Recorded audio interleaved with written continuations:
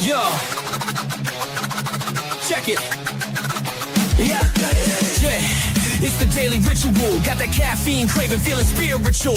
Open up the bag, the aroma starts to flow. Yeah, it's time for fantastic, let the magic grow. First sip in the morning, yeah, it wakes me up. Got my mind right, ready to conquer the cup. Energy boosts like a rocket to the moon. Fantastic coffee, ain't no time to spoon. Got the dark roast, bold and full of spice. Each cup a masterpiece, a delicious vice. Forget the instant crap, the weak watery brew. This ain't no Starbucks, this is the real deal, true. Fantastic, fantastic, it's the best in the game.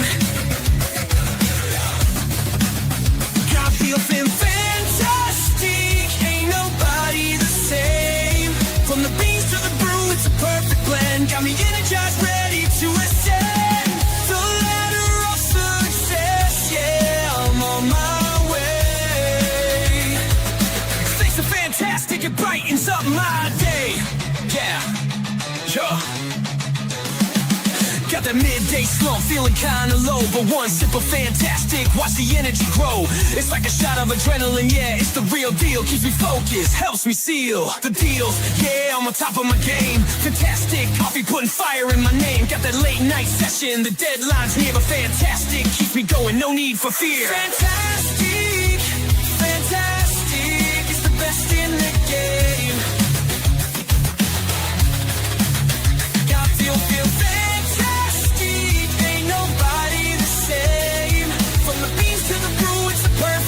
Got me energized, ready to ascend the ladder of success. Yeah, I'm on my way.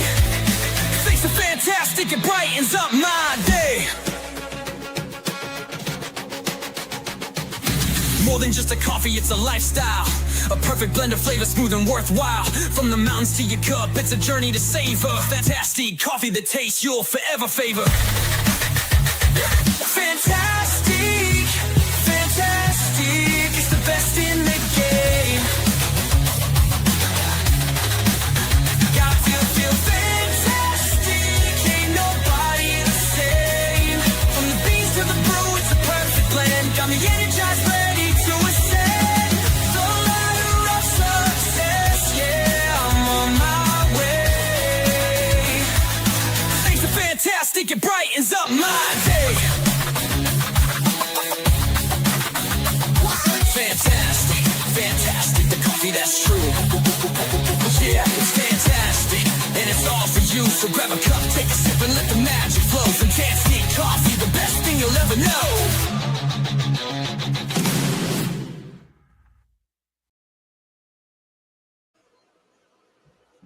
Oh, I haven't done my music. Hang on. Where am I? Oh, I thought I was so ready. I thought I was so prepared. And I wasn't. Hang on. There we go. Music on. Right, let's see who's in. Let's see who's here. I'll start at the top. Mariah, hello. How are we doing, darling? Lisa. APRF are going live on Monday afternoon. I think it's 4:00. Now, I'm either tomorrow or Monday. I'm going to do a members live. If I do it Monday, which is more likely, I'm going to go earlier and I'll hand over to APRF. I won't go over the top of them. So it'll be a members only stream, by the way. I want to do a members only stream. But I will hand over to APRF. I think it's 4:00 on Monday. I'll share it out in a community post, remind everybody. Look forward to that. Caroline. Oh, my saviour. Hello, how are you doing, darling? I don't know what Mariah's not going to eat. Not sure I want to know. No, second, what happened? Oh, it defaults. When I put it out the day before, I think it just defaults. It's always doing it. It's because it's silly. It's a silly system. Debbie, sweetie, how are you doing? Another one of my rocks. See, I'm coming in late to this conversation. Guess it's easier to chew it off. Do I want to know what we're talking about? Oh, hang on. I'm wondering what the echo is, and I've got the stream running. Okay. Fried clams. Why? I like clams. Oh, I know what you're talking about. I haven't watched Raven's video yet. Was that in the video, Raven? Oh no, I ain't in that. If it's what I think it is. Disgusting. Raw oysters with Tabasco. I like oysters. I think I've had them raw though. Hello, Ghost Wiener. How are we doing, sweetie? If I'm missing anybody, I'm sorry. I see Ghost Cats. I love that name. I see Ghost Cats. Wes in the house. Get ready for the dad jokes on the smut. I've just shouted you guys out. And I was saying, if you missed it, that if I decide to do a members live on Monday, I'll go earlier, so I'm not treading on your toes, because I think everybody should be over watching your live at 4. I think it's 4. Tell me if I'm wrong about that. I'm sorry, I'm struggling to keep up with conversations. Thank you, Pump. Good to see you. I forgot to shout out actually before I went live, so thanks for that. 4 p.m. No problem. Yeah, I want to do a members only live because I like to try and do one most weeks. And it'll either be tomorrow or Monday, but I'm thinking tomorrow because I'm doing a roast dinner tomorrow. Probably not a good idea to go live. So, but I won't go at 2. I'll go earlier, and I'll aim to I'll finish for 4, so people can go and see the amazing premiere live of APRF Paranormal Investigations. Leanne, Raven, stop spanking the clams. I know, Raven. What can you do? US East for APRF will be 11 a.m. on Monday. And hang on, 1 a.m. Tuesday for Sydney. I'll probably go about 1 o'clock. Why would you spank the clams? I don't know. People have all sorts of weird habits. Sometimes best not to ask. Not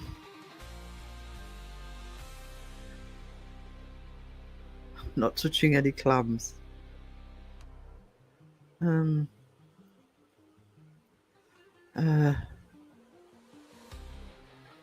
All thanks to the panel. Is it Crow's Lives? I have to watch it after the stream. Oh, actually, after Jamie's stream. Jamie's on after me. Jamie and Brittany. I'll mention it towards the end so that people can go and say hello to the lovely Brittany and irritate Jamie, because that's what we do. Geoduck, that's it. It's a sort of clam. Not a sort of clam I've had before. I'm hoping. I mean, I love me seafood, but come on. That and jellied eels. Yuck. Christina, good morning to you too. How are we doing? How's everybody doing? I'm just looking at... I haven't been outside yet, actually. Oh, I have. I sat in the garden. Duh. Oh, okay. Brain not working properly. Brain not working properly. Right, do me a favour. If can somebody put... Oh, that was funny. Actually, I've got that here. This one. Hang on. Give me a sec. Let me find it. That one. This is the one.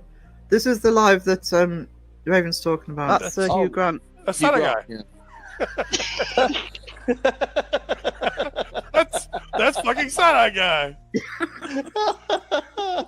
Did Dark Child just call me a titty plunger? Dark Child. Oh my god. Those are just my emojis, dude. Oh my god, it's so funny. It's a nipple and the plunger emoji. There we go. Although I just realised I've got my chat over the top. It was Beardo that questioned if he'd been called a titty plunger. You haven't seen that before. I see Ghost Cuts. You treasure. You absolute treasure. Here we go. Oh my god. Thank you so much. Crow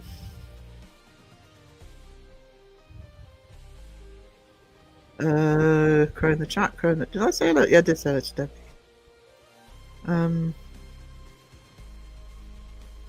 Is Marilyn in the house? Hang on. Oh, hang on. My chat is just jumping.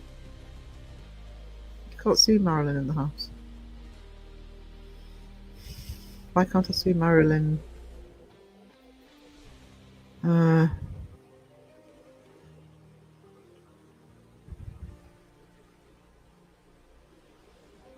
Hang on. Sorry, I'm trying to see.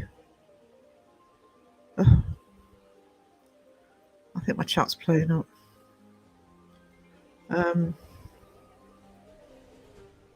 Let's see. Oh, Marilyn got the gifted. Yeah, Marilyn's not in the chat.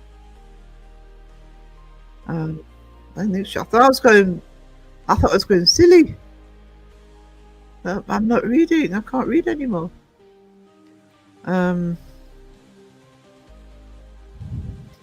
Yeah, to be honest, there's been a lot of gifteds this month, so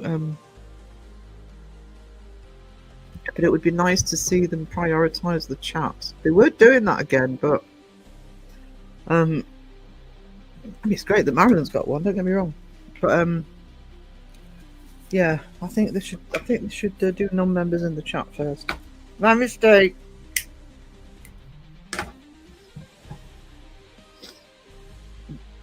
Honestly, this is what you get from APRF. This, phenomenally intricate investigator.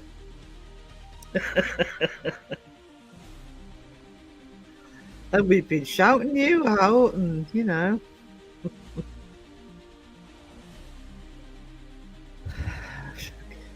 getting people to go over and subscribe, and I've just advertised you live, and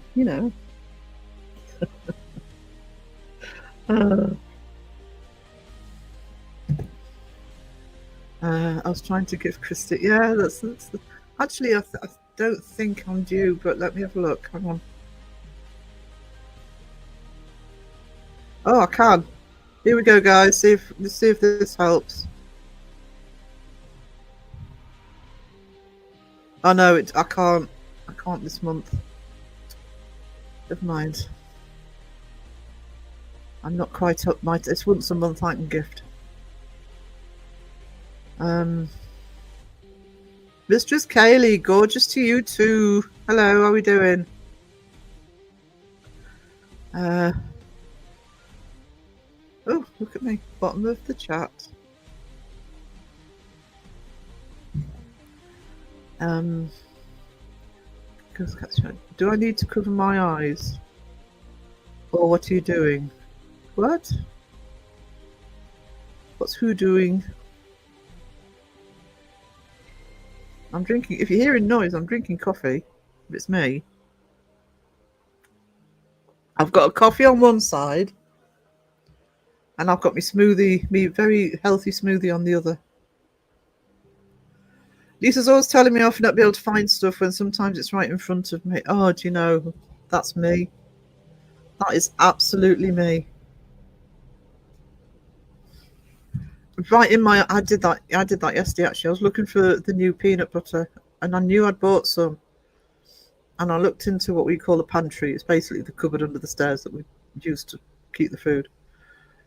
So it's not a posh pantry. It's just cupboard under the stairs. And I kept saying, I'm sure I bought peanut butter. Where's the peanut butter? And I was literally, the whole time I was saying it, looking at it. Square on, I was looking at it. So I've just teased Wes about being an investigator and all this scientific and you know, made that mistake. And my specialism is video analysis, and you know, I couldn't see the peanut butter. I was looking for my reading glasses. I do that, Debbie. I do that several times a day. Because I'm not driving at the moment, because it's difficult to drive when you haven't got a car. But when I'm actually out and about and I'm driving, I actually wear 2 pairs of glasses, because I wear my close-up glasses and I have to wear glasses for driving long distance. So I've always got 2 pairs of glasses on, and I've done that. Look for a pair of glasses and they're on my head.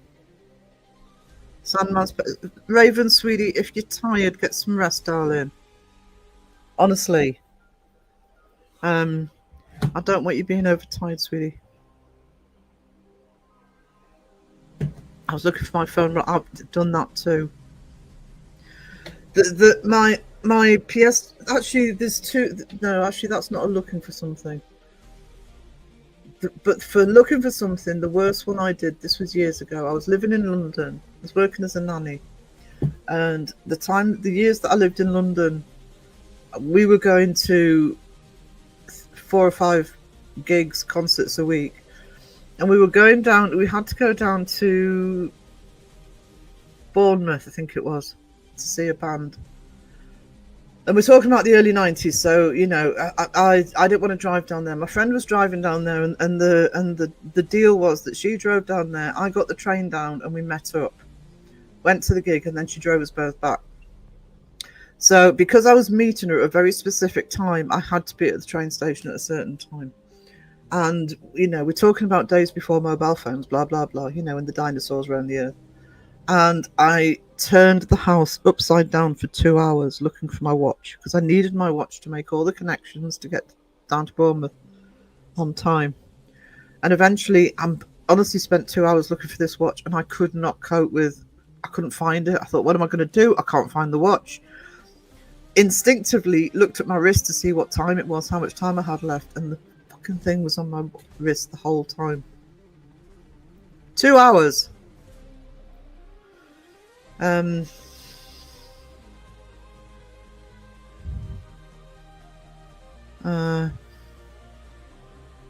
Jonathan, hello. I looked for my phone while I was watching YouTube on it. The other thing I've done is I've actually driven. I've got in the car, I've driven off, and I've thought, oh my god, did I remember my car keys? Till it occurs to me I couldn't be driving without them. John, I hope you and Ned and Mr. Mittens are okay. Yeah. Please, it's not just me. We live in Bournemouth. I'm sure it was Bournemouth.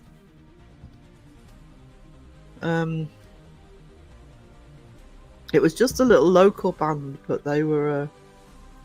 I think they were only ones in the audience. Actually, it was at a pub.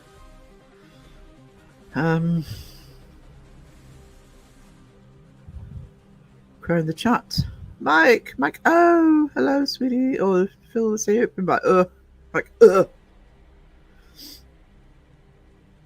I've looked for food I've already eaten. I look for coffee that's evaporated. I always say, my coffee's evaporated, because I've drunk it. I don't wear glasses when I'm driving. I just drive super fast so things in the distance appear in focus real quick. I actually, my story with glasses is I always had exceptional vision when I was younger, 20/20 vision. But I kept going to the doctors, and this is in the early 80s. I kept going to the doctors saying there's something wrong with my eyes. But all they used to do back then was literally use that chart to read the letters off. And because I had excellent, especially long distance vision, it was perfect. So I could read right down to the manufacturer's name at the bottom. Oh, no, you're fine. Anyway, long story short, eventually it turned out when they had more equipment for eye tests that I'd got weak eye muscles. So that's why I started wearing glasses. It wasn't that I couldn't see. It was that my eyes were shaky, which was sort of, you know, the words were jumping around on the... So that's why I wore glasses in the first place. And it was years before I needed long distance glasses. It was only about 10 years ago, I think, I got long distance glasses. And it was because of driving. And it's because I noticed I was having to get further and further to a road sign to actually read it. I was almost having to be on top of the road sign to be able to read the lettering. I could see everything else perfectly well. And I thought, if I get stopped by the police and they ask me to read a registration in, 100 yards in front, whatever it is they do, I thought I'm not going to be able to see it. So that was actually, but it's the only thing I use my long distance for, occasionally for the telly. I look for my hot chocolate when it's gone and blame a demon for drinking it. I'm sure there's one here somewhere. Yeah, it's evaporated. When Bestie used to work at the cafe from which I'm now banned, by the way. When she used to work at the cafe, I used to drink my coffee. Saying, I need to make a complaint. My coffee's evaporated. I went to the doctors for the same reason. When I asked him for a second opinion, he said, "You're ugly as well."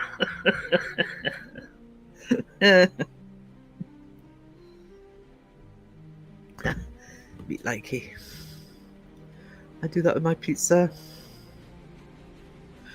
I don't know about you guys, but when I'm eating, I need to be watching something. I've always been in this habit that I need to be watching YouTube or the TV or whatever. And yet sometimes I'm eating what do you call it? Just eating automatically.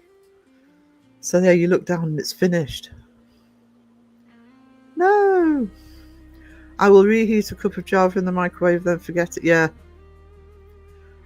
I sometimes will boil the kettle multiple times before I remember to make something. Pizza just vanishes. I know. Vanishes into portals. Decided to give ESO a try. It's fucking me up before I've even entered the game. I really want to get back to my gaming. I miss it now. I blame the community for gaming. It's actually because I went onto Steam and I saw what they had on there and I thought, oh no. But I don't have anything I can comfortably play a game on at the minute, which is saving me. I also need to watch. Yeah, I can't. If I'm with somebody and we're having sort of dinner or whatever, or out for lunch, then I'm fine. But if it's just me and I'm just sitting down I can't sit there and just eat. I've got to have something on. So whether it's on my, even when I go to McDonald's and I like to eat the McDonald's in my car, but I'll get the phone out and I'll actually sit and watch some YouTube. Some of the YouTube, I watch a channel called the Matthews Family I've watched for years, and I usually watch him.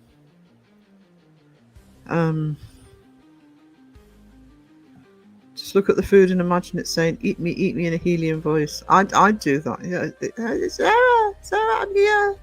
Look, Sarah, come and get me.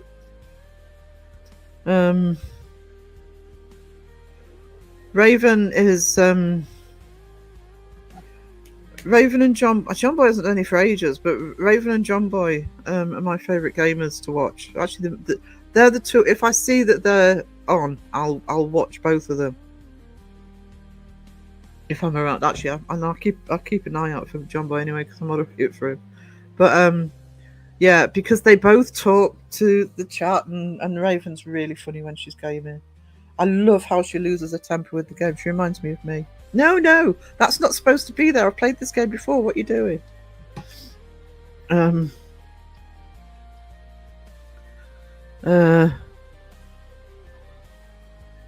was messaging spaghetti? Wes want to be a wrestler? You get the tag team, you two. Me and Raven won our match this week. I was fucking amazed. Can't remember who we were fighting. We were fighting, Raven. Was it CRL and one Annalise? Can't remember. I'm sure that was going to be rigged.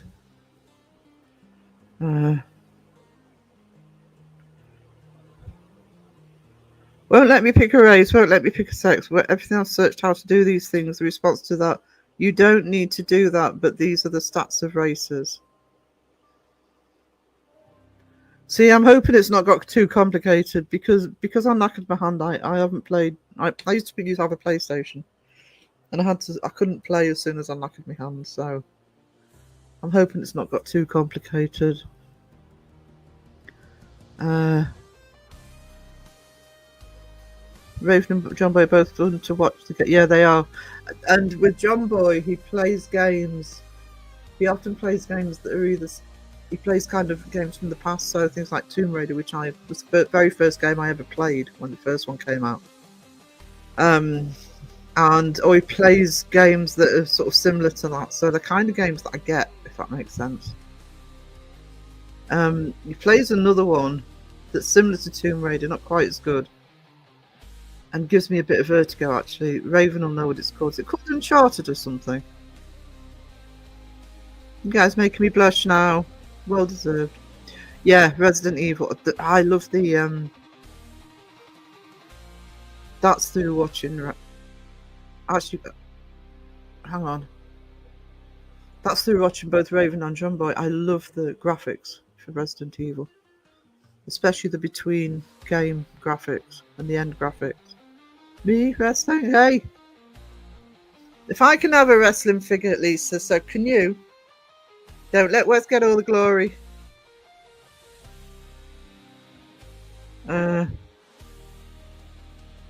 Actually, guys, don't forget Spaghetti does debunking videos as well, and he's really funny. He's worth watching. Not just the wrestling. I've completed Visage twice. You've been press Raven, Debbie. Maybe you can guide me because I did like 7% of the game in 3 hours. No idea what I was doing. That would be me. The whole match was so awesome too. I know. When did I last go live? What day is it? Sunday. It's like Wednesday night, wasn't it? Yeah, Shape came in and complained that Crow cheated on theirs. Sore loser. Love the old Tomb Raider games and Metal Gear Solid. Yeah, Tomb Raider was the first one I played. Loved that first Tomb Raider game. I enjoyed the second one, but I had to find a skip cheat because I wouldn't kill the dragon in the penultimate level, and I mean that. I ain't killing a dragon. Sarah likes dragons.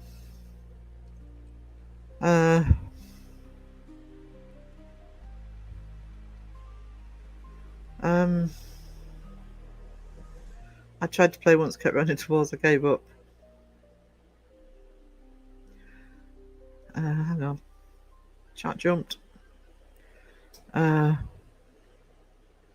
get past. Is there a tiger in the first game? That's the second game, I think. They need more female wrestlers. They've got quite a few. To be honest, I mean, there are still female people in the community that can be done, but there's a lot more. Obviously, there's a lot more males in the community than females.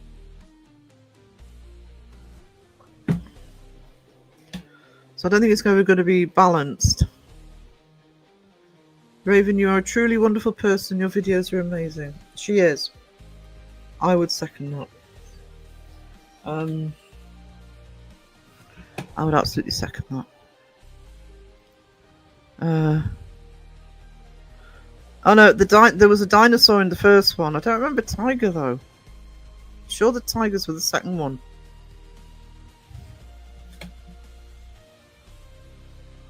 There was a dinosaur in the first one. Scared the bejesus out of me the first time I played it because you have to literally run and find this tiny little gap in the rock to hide in. Oh, Dawn and Joe definitely. Joe, because Joe was a wrestler. So I really want to see Joe get a wrestling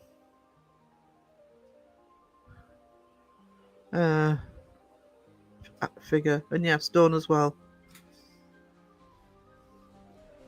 You need a match with Joe and Crow. Talk trash to each other. How can be done if someone's nice enough? Hang on.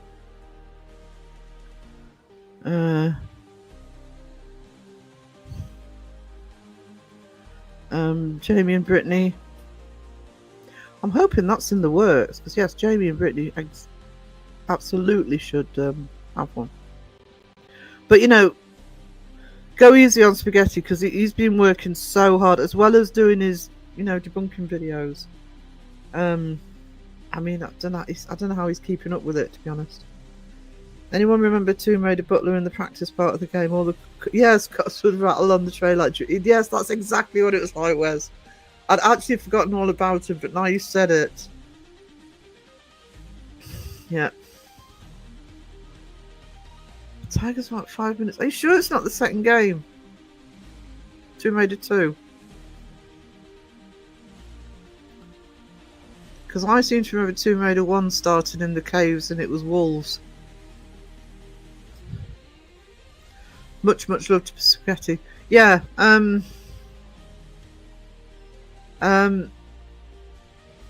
he really is working hard on that. So, you know, he did a live a few days ago where he had the matches, which is one where Raven and I were tag team and Crow fought Shape. Really like to see a cage match between those two, though. Spaghetti said he's making Jamie and Brittany one. Highly requested team. Oh, they're so popular. Toxic event. Oh, Ryan, hello, sweetie. How are you doing? Good to see you.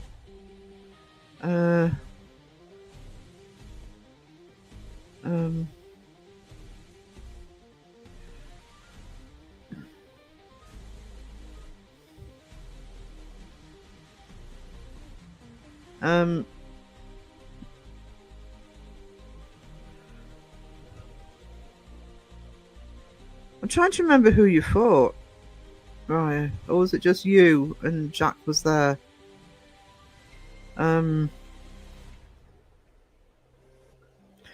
Spookfest in the house. Ryan's been busy uploading.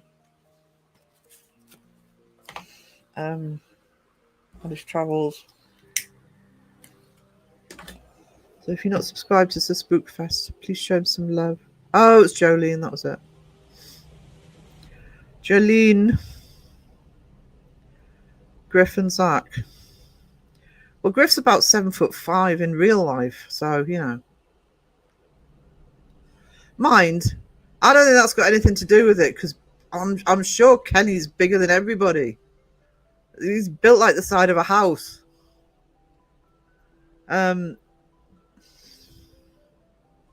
So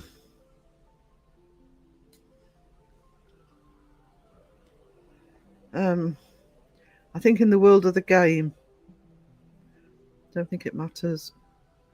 Don't think it matters. It's not real. Good to see you, lovely APRF. Yeah, Ryan, have you checked APRF out? There's awesome techniques they're using. Yeah, there's Ryan's channel. Please show him some love if you're not subbed to Ryan. I like Ryan's channel, videos and his lives. Fantastic endorsed. It was hard to watch. Actually, it is surprisingly hard to watch. I think it's because it's a game. He did. I'm trying. That's what I mean. Griff wailed on him. Yeah. He did. Yeah. Spaghetti had a new video yesterday, and so please remember with Spaghetti. Yeah, the wrestling's awesome, but he has a debunking channel, and he's really funny. He's really good, and he's really funny, and he does know his stuff. I already knew he knew his stuff from when he's in chat because he really does know his paranormal. So please show him some love. Is it downloadable? I can make it available, sweetie, if you want a copy. It's the one I did for the last bank holiday. I'll shove it into Discord. Did a live on the World's Fairs. Some crazy stuff, polar bears walking, tightrope, serial killer, HHMs and more. Yeah. I love the world fairs, especially obviously the 1800s ones.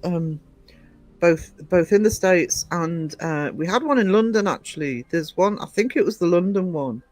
I wish they'd have kept it. That they had this globe of Earth mapped out, but you could actually walk inside it up staircases and actually see the different countries on the inside. That would have been I wish they'd have kept that. But Paris had amazing world fairs as well, and the Eiffel Tower was built for a world fair. It wasn't supposed to be permanent, but they just left it there. That's how the Eiffel Tower was built. What it was built for. So that's also I'm behind as usual on watching, but I'm gonna check them out, Ryan. I did watch the Debunked too. I love Spaghetti. Yeah, Spaghetti. He's lovely, and he's a lovely person, by the way. Yeah, tell me about it, Debbie. Honestly, by the way, if you're a channel, I'm missing a lot of lives at the minute as well, because I'm back to sleeping a lot.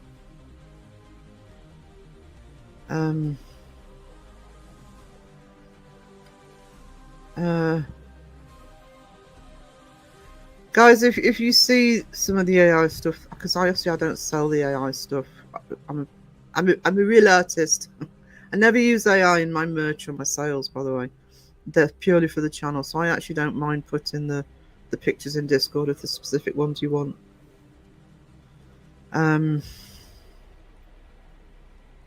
Tour background looks like one of the exhibits, the human form. Yeah, they were. I mean, I'm working at the moment on Victorian inventions, etc., in terms of looking at them about debunking, because I've got the third debunking, history of debunking to come out, and I'm doing other stuff with it as well. And Victorian invention and creativity was off the charts. It really was. Whether it was in engineering, whether it was in civil engineering, whether it was literature, whether it was it was just, and some of the inventions were insane. And obviously there's inventions that we use now, so cameras, cinema, phones, etc. But there's a lot that there's some crazy inventions. Yeah, Crow's doing well, at the moment he's planning on doing Ghost Ventures next. But that's all I'm going to say about that, Pomp. I don't want to get any further into the Ghost Adventures drama. A small apartment at the top of Secrets of the Eiffel Tower, like it could be a giant power antenna. Yeah, I only went up to the second part. It's in 3 stages, the Eiffel Tower. And I went up to the second stage. I never went to the top because, frankly, the bloody queue for the top is just stupid. It's stupid generally. But yeah, and that's why it was there. Come on, the mods, put me Discord link in, please. Hey, Miss Bojangles. Thank you, Pomp. Thank you, Debbie. There's 2 different links there, so try both of them. It needs to be the current link, because don't forget Discord links expire after a week. Oh, they both work. That's fine, sweetie. It confuses me as well, Pomp.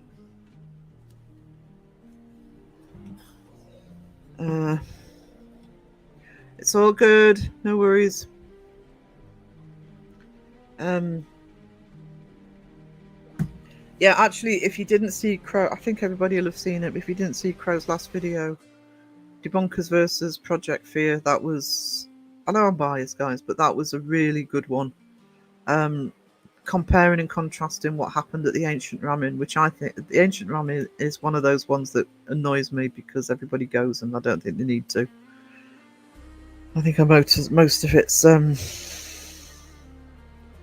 basically legend that's been spun to promote the place, and the debunkers go and nothing happens. I mean, they're literally sitting bored, stupid, because nothing's happening. Even less than nothing, I think Seg says at one point. And then Project Fear go and, you know, ooh, demon noise. No, can we cope? How are we gonna stay here? Awesome, Miss Bojangles, that's great. And it was I mean, we know this. We know, you know, we already know that, you know, all of the fake channels are going to go, you know, the minute they walk into the place, they're going to get noise, they're going to get things thrown, they're going to be scratched, or, you know, it's a demon, or you know, they're going to use the spirit box to run the narrative. Oh my God, it said get out. And we know that when we're looking at the real investigation channels, what the difference is, that, you know, this does not happen. But when you see it in one video side by side, it really hammers home how ridiculous the fakers are.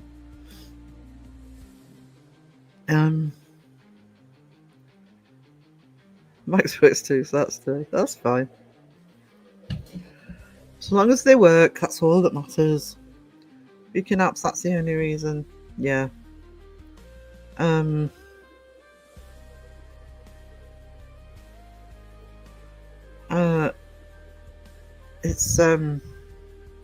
It's lazy as well, you know. I mean, the third episode of History Debunking is going to be on the way that the paranormal was faked in the Victorian era, you know, seances and all that. You know, at least have some ingenuity, at least go back to using the bloody, you know, fishing wire, etc. You know, because faking using an app is just lazy. Yeah, let's use a word bank to investigate the paranormal. Oh, thank you, Pom. That's Raven's channel.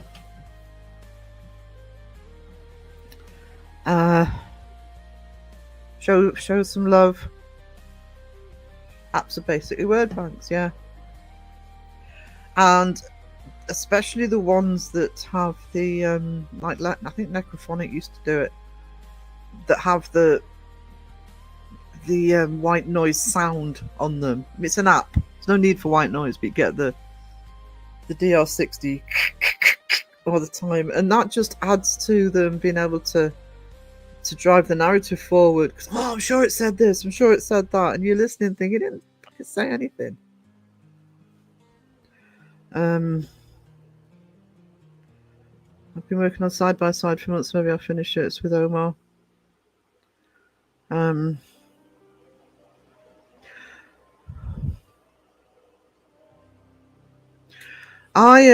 I'd been considering doing an Omar one for a while from a video analysis point of view.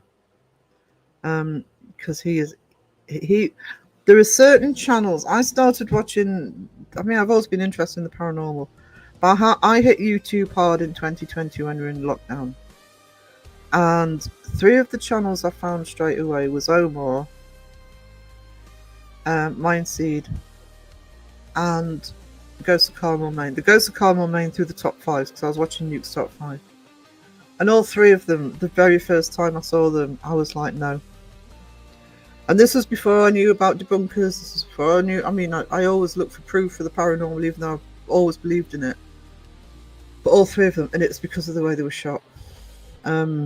So I do want to do a video on that at some point.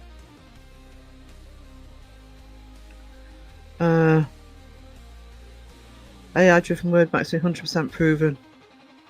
Yeah, I mean, somebody, I think it was Purple, pulled apart one of them. Looking at the coding. Sarah's art. Uncanny Academy. I'm about ready to film. There's 2 things I'm about ready to film because I've actually sorted my space out now. And one is the next tarot card, which will go on to Uncanny Academy, my art channel, which is The Magician. And the other thing is the secret project on Patreon, which I'm going to try and do both of them this weekend, actually. And when I say this weekend, we're in the UK, so that could be Sunday or Monday, because we're on a bank holiday weekend again.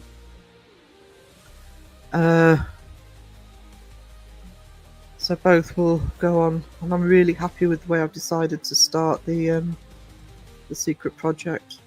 Don't know why I didn't think about it earlier. I don't think people realise they don't need Fake are in too much of a rush nowadays. If you're patient, respectful, you can catch real evidence. I've took forever, but who? Here you go, Sweena.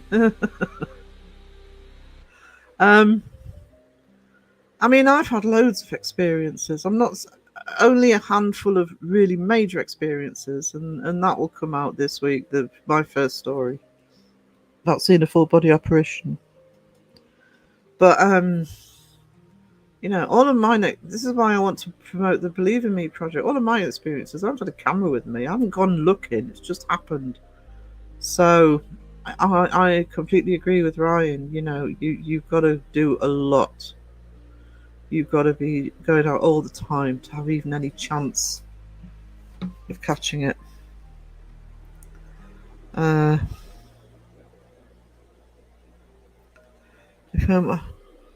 go back and forth on that one. I don't know. I thought that for a long time, but I don't know. I hate when they put the words they hear, so it's subliminals to what we hear. Do you know something that's become more and more common? I don't know if you noticed that, Debbie, because when I first started saying, in 2020 when I was watching, it would play it several times before they put up what they thought it was, what you should think it is. All right, it's still fake. But I really don't approve of, as soon as the voice comes through, them putting the words on the screen. There's a video somewhere on YouTube. If I can find it for the members live, I'll download it and put it onto StreamYard.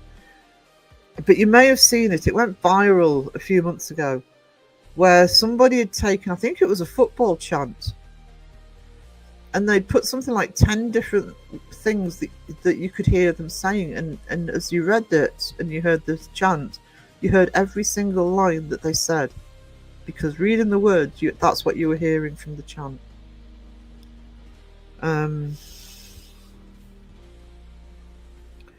After all the hundreds of paranormal investigations and research, I've come to the conclusion it's all real, just slightly misunderstood. UFO ghosts, it's more. I believe there's a lot more out there. I am 100% with you, Ryan. And to be honest, it's one of the reasons I watch your channel. Apart from you, my lovely, because you're gorgeous, but it's one of the reasons I actually love Ryan's channel, because he's not afraid to talk about all different types of paranormal, and I love that. And also, he's got an encyclopedic mind on the paranormal. You can learn from going to the Spookfest channel. I close my eyes if they say some. Yes, close your eyes so you're not distracted by the visuals. And the reverse of that, and Shape pointed this out recently. I so loved that he did it, because it's something I used to teach film, analysing film and TV, and it's something I used to tell my students to do, is when they're having to analyse the visuals, mute the sound. And Shape, I can't remember which of Shape's videos it was, but Shape did this. He said, I'm going to turn the sound off so that all you are concentrating on is the visuals.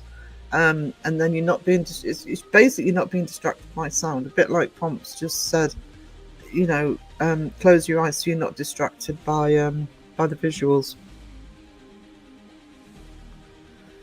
Mine's beautiful, so many, just like you said, it's fish fake, my skin, my dirt, I told you, that's not really special effects. What it was with Mindseed, Mariah, and this will go into my video when I make it, and it was this. I've said this before. It was the exact same reason I didn't trust Carmel, Maine. I couldn't debunk them, by the way. I'm not a debunker. I've never claimed to be a debunker. But the reason I didn't trust either channel straight away was the high contrast black and white. Both of them use high contrast black and white. You can hide all sorts of shit in that without even doing any special effects, you know. I can't remember who was the first to debunk it. I actually can't remember who the first was. I think various debunkers have done it. I think Crow's done it in one. Shape might have done. But there's one of the newer debunkers that's done it as well. And I can't remember which video it is, but there's a Mindseed video where they're using the high contrast black and white. But what they miss is that there's a reflection of somebody hiding just off camera, but they're caught in the mirror. Um,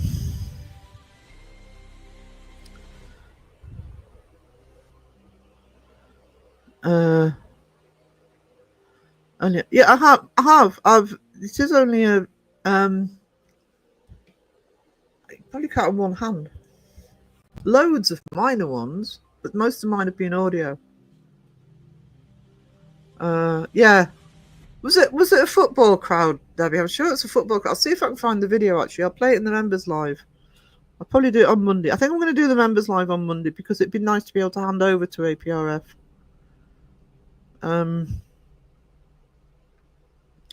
Mindseed made me go looking into how fake, because some was hard to tell when they started going way too obviously, started going big, easy to see fake. The other problem that eventually, because they got so, the problem is, I'm going to rant now about Mindseed. The problem is with Mindseed, let's face it, the problem with Casey is he'll die on the hill that he's not faking.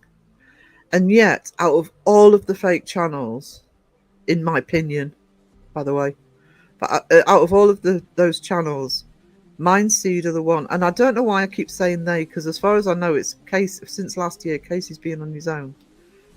But they realistically could have an amazing channel by saying this is for entertainment purposes only, like Tim Moseroff, who says it right from the start. He's always said it right from the start. I would challenge you to watch a Tim Moseroff video without jumping, by the way.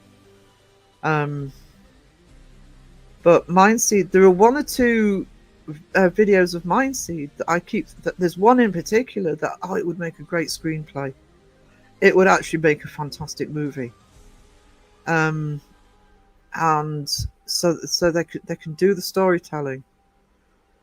They don't tend to finish it properly, but they can do the storytelling. He wouldn't have a problem if he just said, look, this is friend. Even if he wouldn't admit to faking in the past, he could say, look, from here on in, I'm just doing it for entertainment purposes. Kieran O'Keefe showed a really good thing on Uncanny, where a particular sound could sound like two different words based on what the listener was told it. Well, yeah. Like I say, I'll find that chant.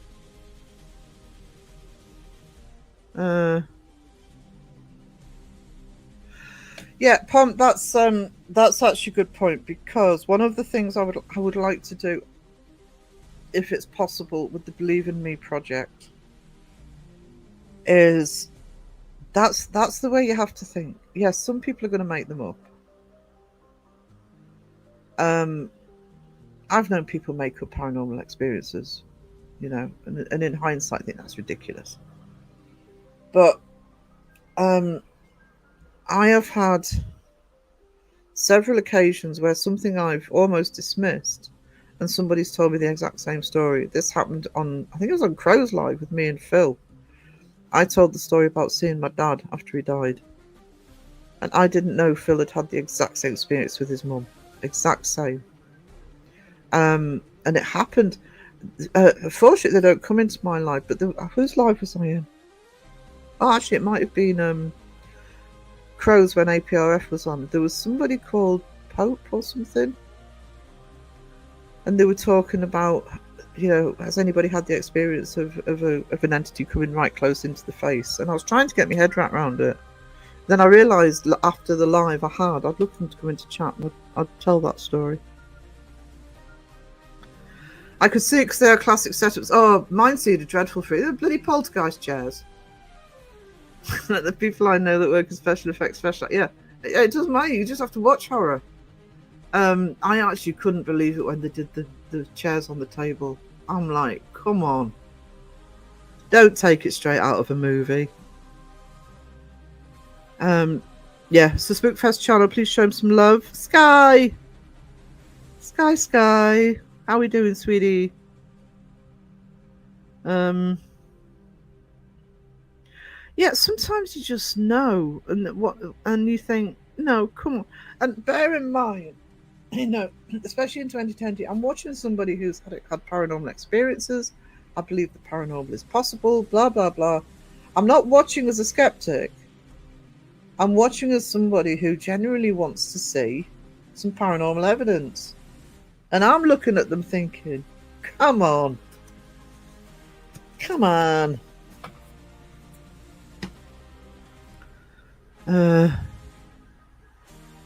He did. Yeah, I was watching Beardo at that point. I just started watching him. And when I did the Beardo channel spotlight, I actually used that clip as an example, and the where that clip of Beardo is so important.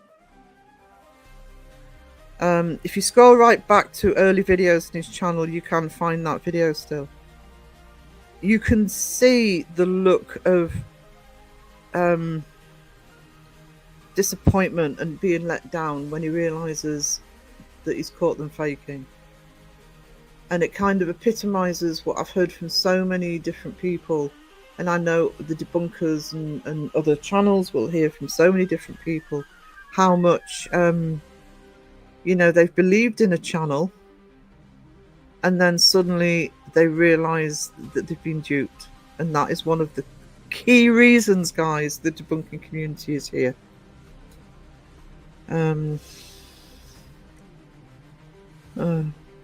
Mutter time of night you call this. Oh no, I'm sorry, Sky, I'm sorry. It was a football chat. Yeah, half behind on chat am I? Oh, it's 5 minutes. Yeah, that's not smart. Crow in the chat. Oh, as Crow called it yesterday. Sarah, I'm Sarah in the chat. No. I started with Omar, CJ Faison and Twin Paranormal. Then I caught Jamie's first. I switched over. I still do watch Sam. I can't watch Sam and Colby because they're too hyper for me now. I'm going to be honest, and I've said this before. This is not a secret. I used to love Twin Paranormal. Never really believed them to be real, but I was watching Twin Paranormal. They were on about 36,000 subs, and I used to enjoy them. I still miss the old Twin Paranormal, but they just got so hyper and over the top. So this is why I don't tend to join in on the Twin Paranormal bashing, by the way. Do I like what they're doing now? No, I don't. But I miss them as they were.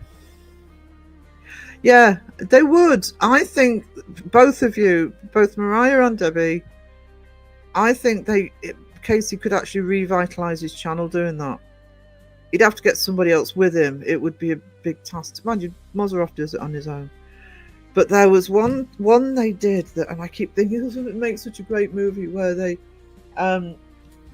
go.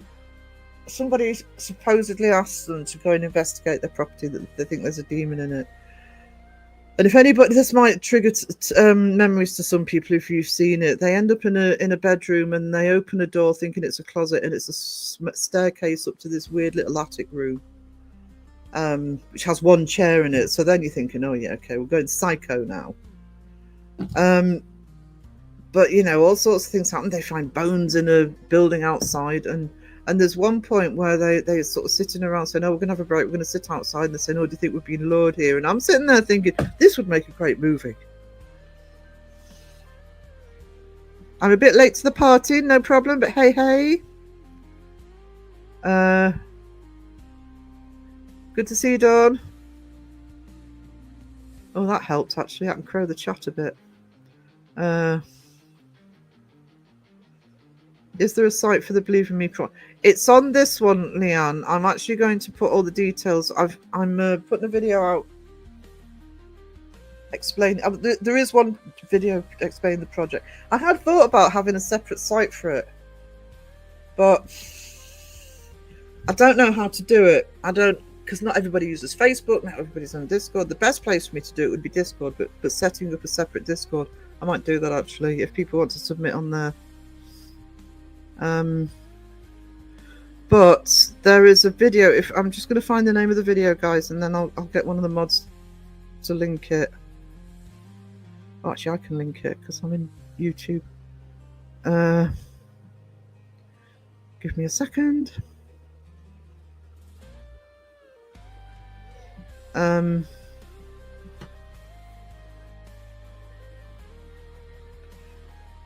here. Just Is this the right video? Just check. Has it got the links at the top? Yes, it has. Right, okay.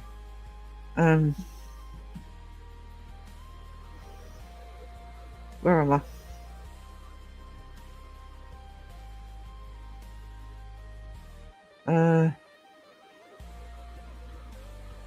Sorry. Just get back to me live.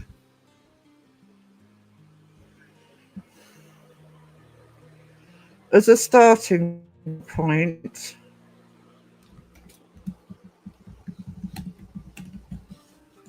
that's the introductory video, guys. And it's got at the end of that video, I can pin it.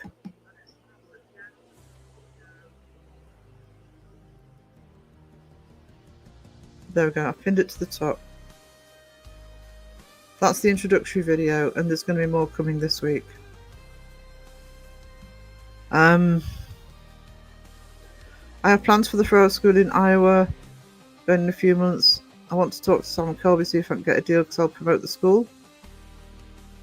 We have a saying here, because Shy Ben's getting out. Basically, if you don't ask, you don't get. I never watched a single Sam and Colby, Mindseed, etc. A debunkers video of them. I have too many cringe channels for research. That's I must admit, 99.9% of the time, I'll let the debunkers suffer and just give us their findings. That's why I have utmost respect for debunkers, because they've got to trawl through all that crap. Oh, Goswina, she is beautiful.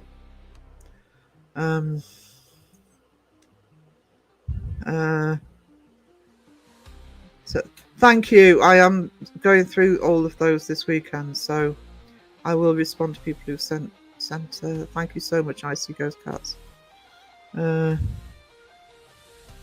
already super. I know. You've got to wonder, how much money do people need?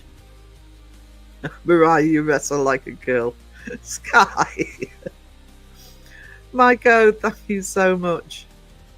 Oh my god. Thank you.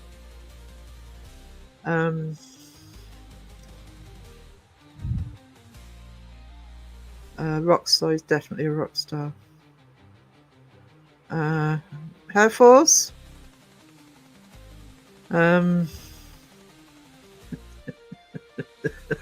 Sorry, I'm sorry, Air Force. I'm not laughing at you. I'm laughing at Dawn's comment below.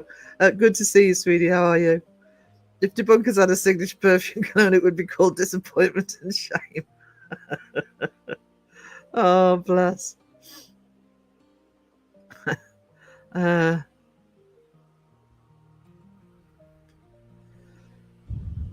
Yeah, on my main page, there's links in that video. I think I put them in the description as well. Also on my main page on my channel, if you go into description, there are some links for contacting me. I need to respond to somebody who said that they don't like doing the typing thing. No, it wasn't Crow. Can they say it? And I need to work that out with them. But yeah. But I'm on Instagram as Fantastic Publishing. I'm on Facebook as I think it's Sarah Jane Fantastic. And my email is fantasticpublishing@gmail.com.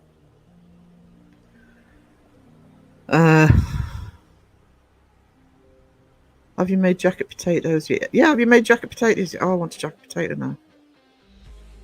Sky, the brilliant and creative artist. She is. She absolutely is.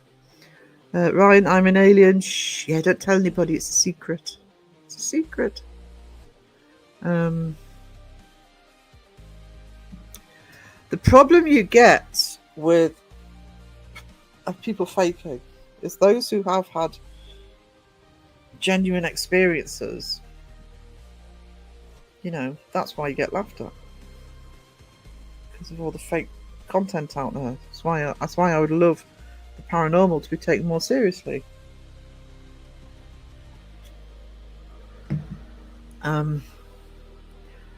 And there are channels who have captured something potential, and they haven't said it's 100%, but they said it's potential. They go out week after week after week, and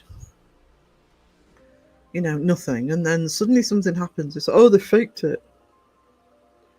Yeah, I agree. I did a video. One of the first videos I did as a paranormal channel was on them, actually, because he was getting stroppy that people were saying they were fake. 6 months later, he was on his own, by the way, and doing videos on the aliens in Miami.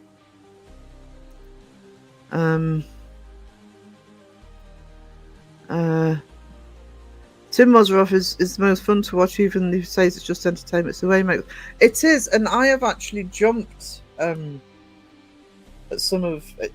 It is like sometimes like watching a horror movie, a sort of little mini horror movie. They're genuinely creepy.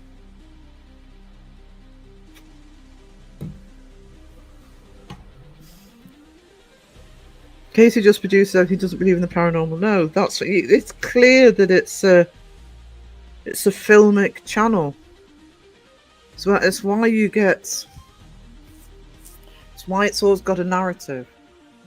It's always the one thing that debunkers will say about fake channels. It's why they use the spirit apps. It's to fit a narrative.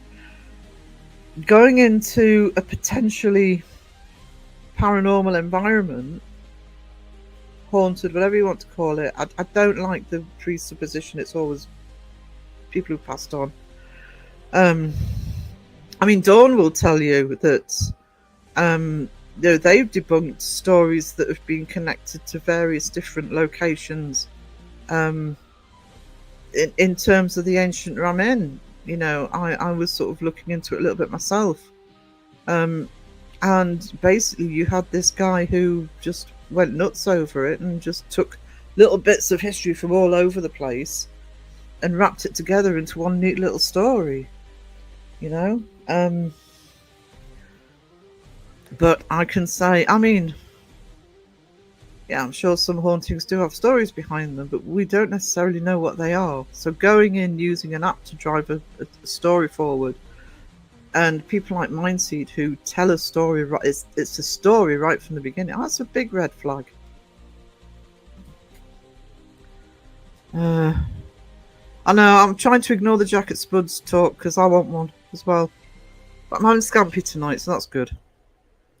I wonder what my neighbours think. I've got a giant pile of bones in my front yard. Hopefully it makes them behave themselves.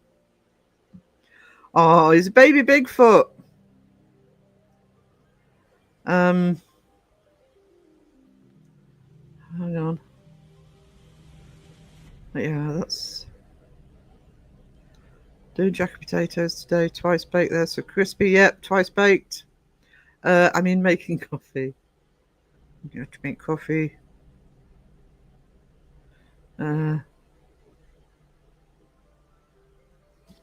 Actually, mine's evaporated again.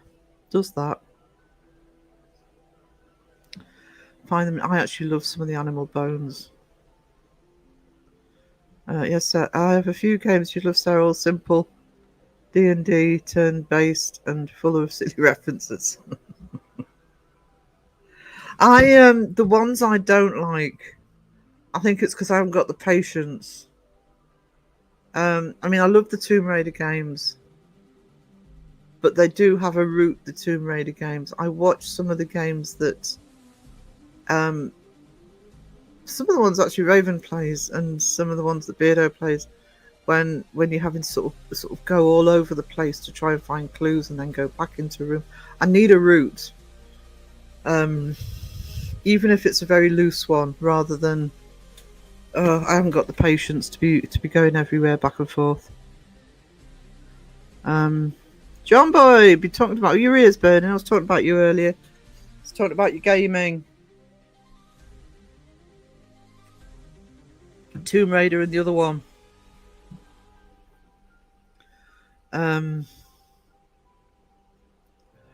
Mystic Mimo, hello sweetie, how we doing? How we doing? That helps. I can crow the chat a bit. I want to host a D&D game. I thought it'd be fun to make it alive. That would be a good idea. I have seen it done live before, Mariah. It is possible. Not from a paranormal channel. It was one of my reaction channels did it. It wouldn't be that if you get your head wrapped around it. That would be a good idea. Actually, that would be an awesome idea. Go for it. Years since I've played D&D. But I'm a nerd. I'm proud of it. It's just, yeah, jacket spuds. I know. Come on, double baked as well. APR, the APRF are live Monday 4:00. Mystic Remar. Jamie's live after me this afternoon. 2-Ply Paranormal will be live after me. I'll put the link in the chat towards the end, but I think you're already there, aren't you? But APRF, I'm probably going to do my members live on Monday afternoon, so I'll hand over to APRF at 4:00. John Boy, the Blackpool Marauder. Me Wanderer. No, yeah, you might be right the first time.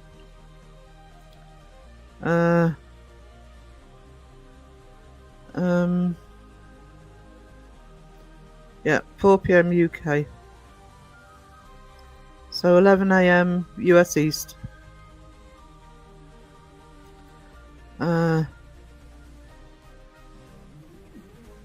Yeah, Ryan, what topping you having? This is important. Thank you, Mike. That's the Facebook page. It's basically we link everybody's videos and lives, etc. I'll be honest, I'm finding it difficult to do a live schedule at the moment because so few people are actually pre-notifying. But I will get that up and running again. Little Miss Mayhem. Hello everyone, I'm in rare form as I actually slept in. Woohoo! I actually slept for 9 hours last night. 9. And I could do with a power nap now.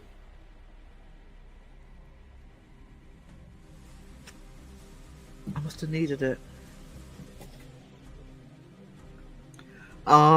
See, I always wait for you to call him that. Hairy face. I love that. Hairy face.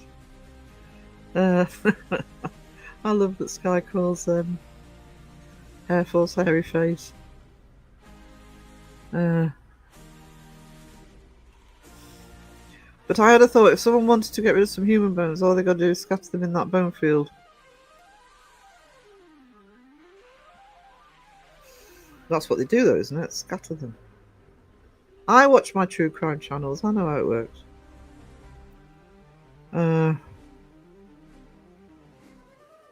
Not sure I'd want to camp there if there's that many bones lying around. Well, animal bones are going to... Yeah, if you get clean animal bones, they've been there for a bit. You got human bones lying around, then somebody's using it as a dumping ground. I'm not sure I'd want to be there.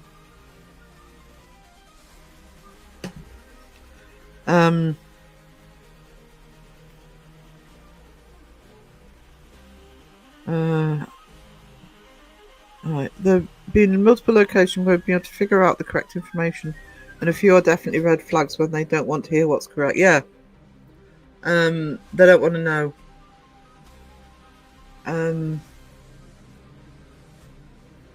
Whether it's just for money or for laziness, to be honest.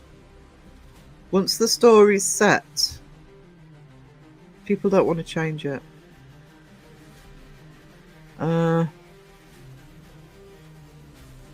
Around the chat. It's a shame they make up history. I know, it is. I agree.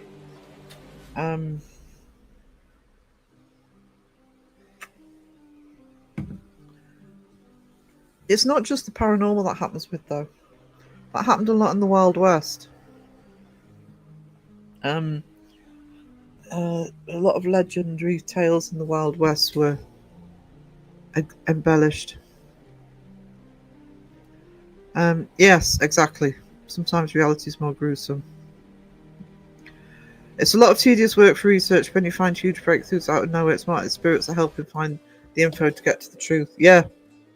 The amount of effort, though, to get into some of them. I mean, trying to do it here with a location near me. To be honest, it's practically impossible. I don't know if I'll manage it because I don't know if the documentation's even there. I'm going by word of mouth, including a historian, by the way, but I don't know how much information is actually documented. But it's like Knights of Pen and Paper, you'll love them. Ooh. No!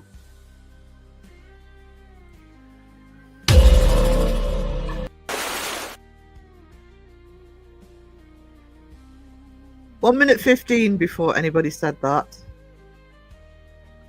Debbie.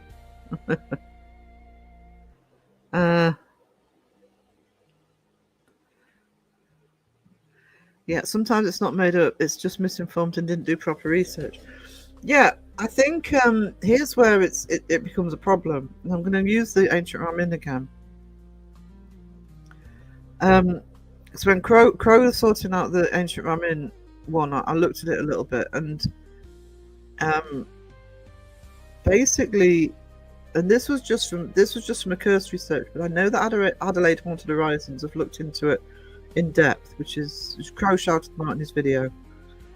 And basically, the previous guy that ran it, that owned it, who I think he died in 2017 or something, but he was obsessed with the place.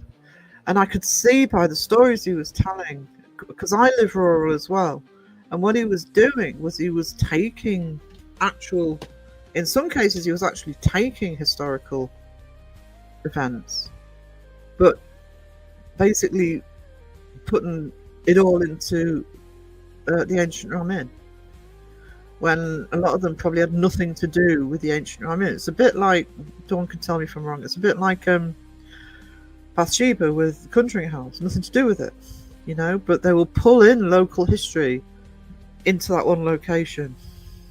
Yeah, I'm built for research as well, Mariah, and I really need to start flexing on that one. You do need to do a gaming live, John Boy. I miss your gaming lives.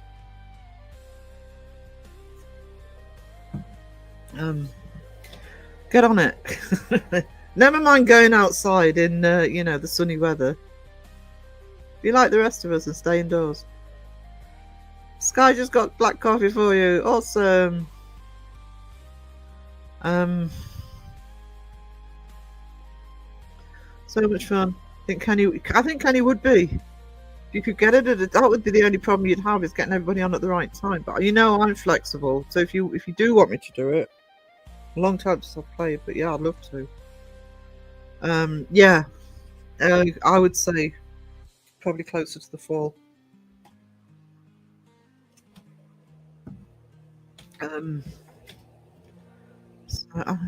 See, Mistress Kelly wants to play D&D.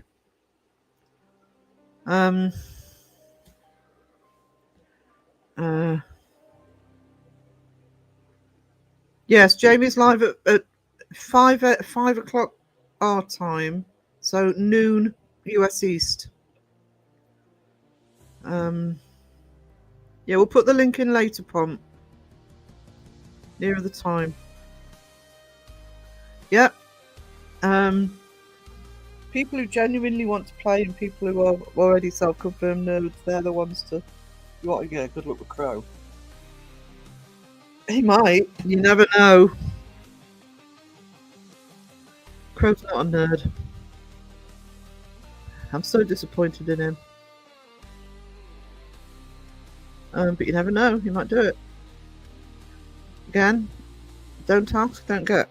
Why do people double bake potatoes when they can't just cook them properly the first time? It's like the whole triple. I don't get the triple cook thing. Chips. That just ruins them. They just taste burnt. I'm sorry they do. Hate restaurants that do that. It's like, why are my chips overdone? Are you talking about Dungeons and Dragons? Yeah.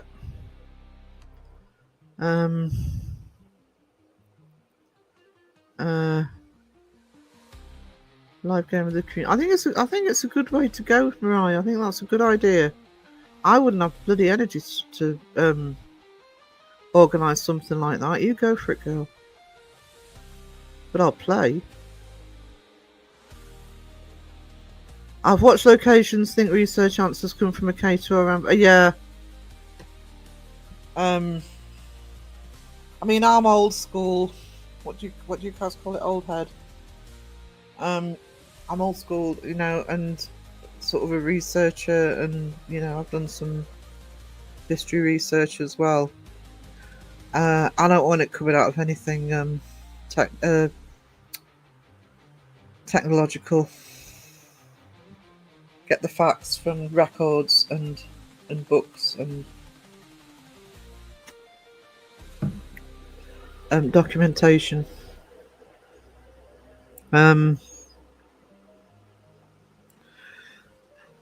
So I put some evidence of the disembodied footsteps again in case you've not seen it. It's a short from the live. I was doing footsteps 8-10 feet from in front of me of real paranormal at Fort Monroe.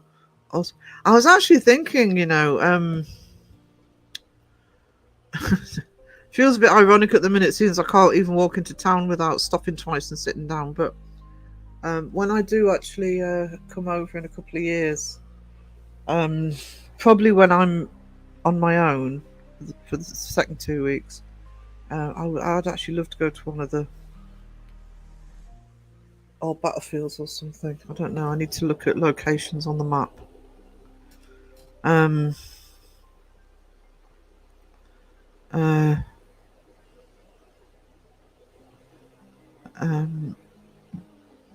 love putting together the figures, but never actually played D&D. We do play Heroescape though, and lots of video games.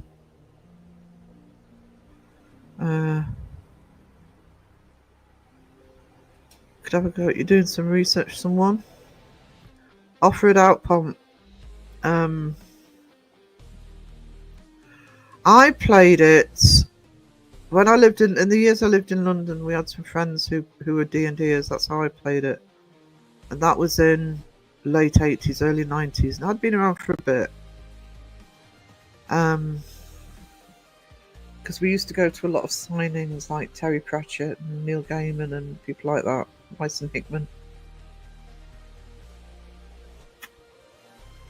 That's how we got into it.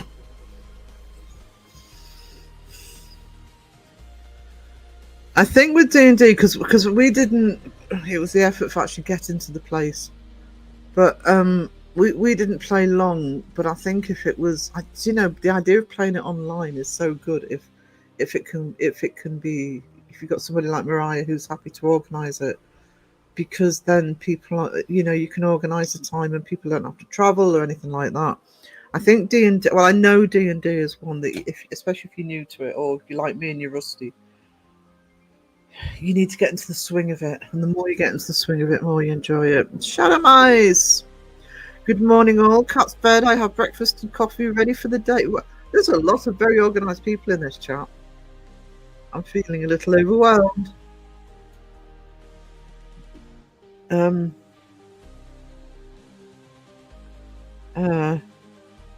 on. Defo around the 70s. Yeah, it does sound right for the 70s. Actually, they use it in Stranger Things. So it must have been before the 80s. Because it was already a thing by then.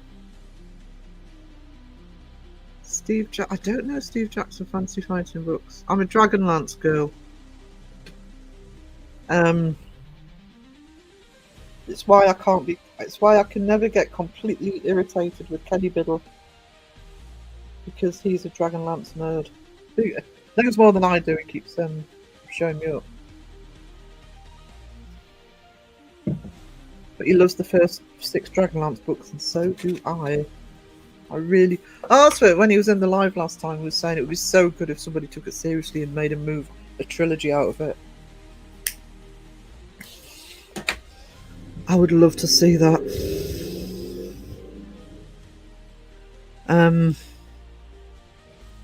I miss your... Yeah, there you go, John Boy. Debbie misses your morning game lives. Yep. Hold him to it, everybody. because I sit, and often if it's nice outside, I'll sit in the garden and watch it and chat away.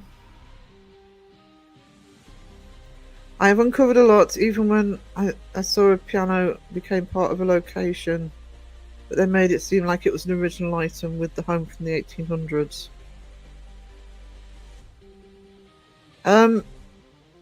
I think that happens. I'm sure that happens a lot.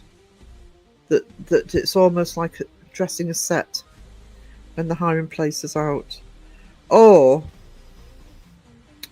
the place that the ghost hunters go to the most here, the investigators, and I mean even Sam and Colby and the fakers will go to it, is Chillingham Castle.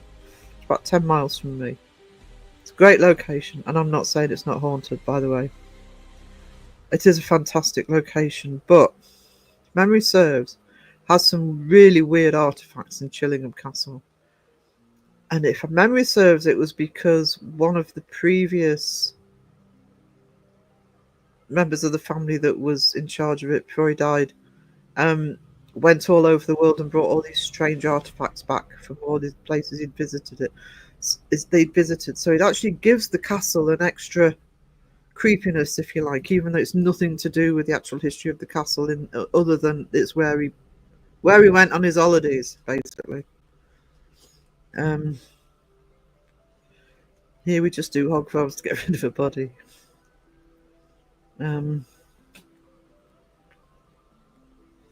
Monday morning. There you go, Debbie. Monday morning.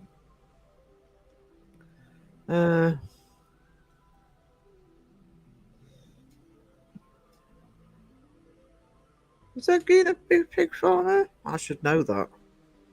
I miss Sheila being in the chat. She'd know. Don't remember him having animals. Just, I don't know. Crit Walker, hello, sweetie. Hang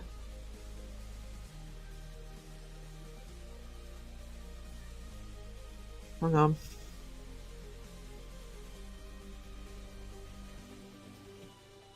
There was a pig farmer that nicked their kickers with a pig and sold it to the people who made gummy candy. So you may have eaten people who ate the gummy candy through the 90s.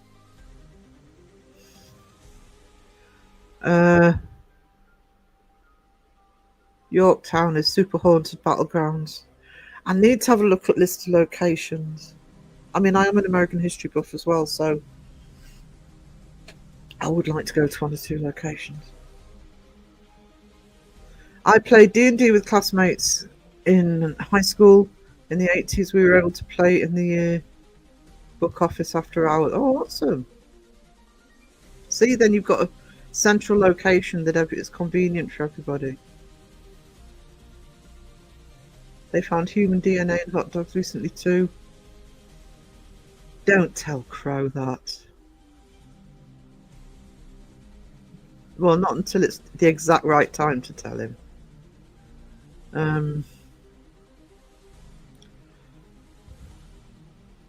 My boyfriend said he just got white chocolate coffee order.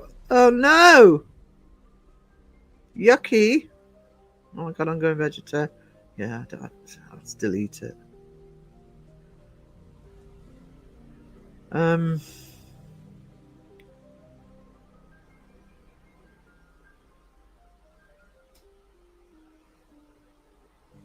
Just give me a sec. I'm trying not to get demonetized. You would be looking at a marathon live, Mariah. So if you're going to do something like that and you wanted to do it, I would say sort of once a month or something. Don't try and overdo it and overstretch yourself.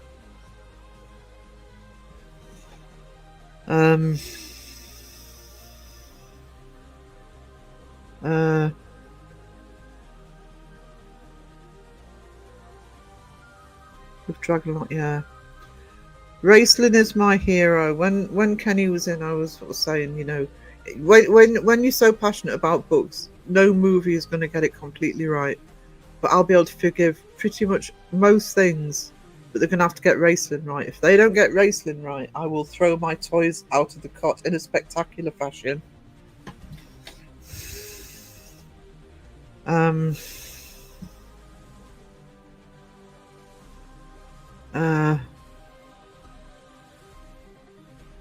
Just give me a sec.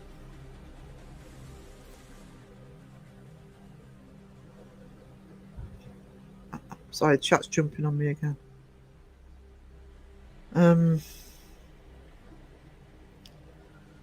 I need to make my daughter some breakfast. I'm slowly able to cook things, small things now. Can't wait to be able to cook properly again.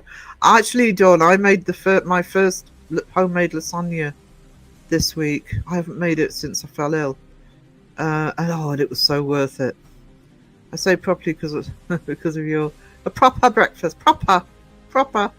Thank you for being here, sweetie. Sarah, you need to try white coffee. It's a lightly roasted coffee bean and caffeine kicks bum. The only caffeine that's kicked my bum is Vietnamese coffee. That wires me. Actually, Italian sometimes does as well, but not like it's not. Yeah, it's the only trouble with white coffee. I suppose you're not talking about are you talking about putting milk in it, or I have to put sugar in it?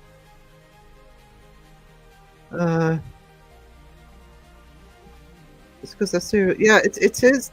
Pigs will eat everything. That's why it's often do it in movies as well. Snatch does that. With Brad Pitt and Jason. Oh God, Statham. And Criminal Minds had an episode where they did that. Actually, I think more than one. Sam Hain, hello. Good to see you.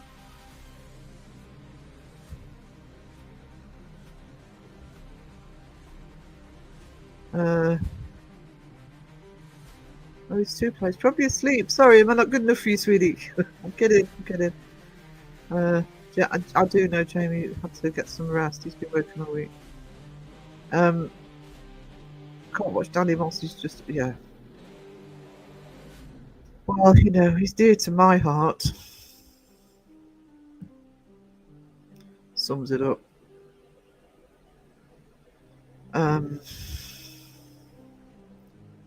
But he's too good for YouTube. His words.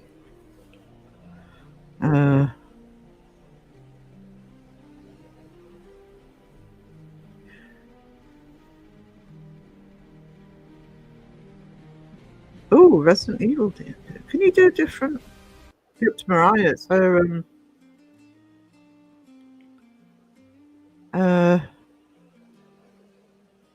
amazing idea. I have so many locations that no one goes to. You click in the map and it shows exactly where 1,000. Yeah, there's places here. I did send Mythos a little, because Mythos is south of the river from me. I did send him a little list about a year ago. And I could probably name now 20 locations here you wouldn't have to pay for. I could probably find 50 at least.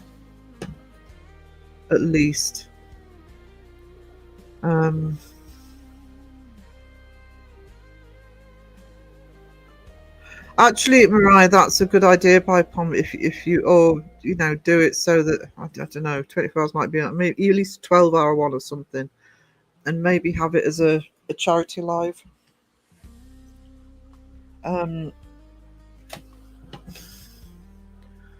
So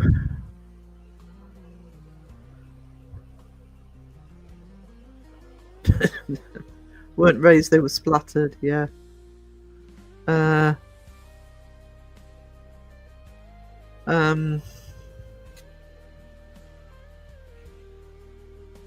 Oh, sorry.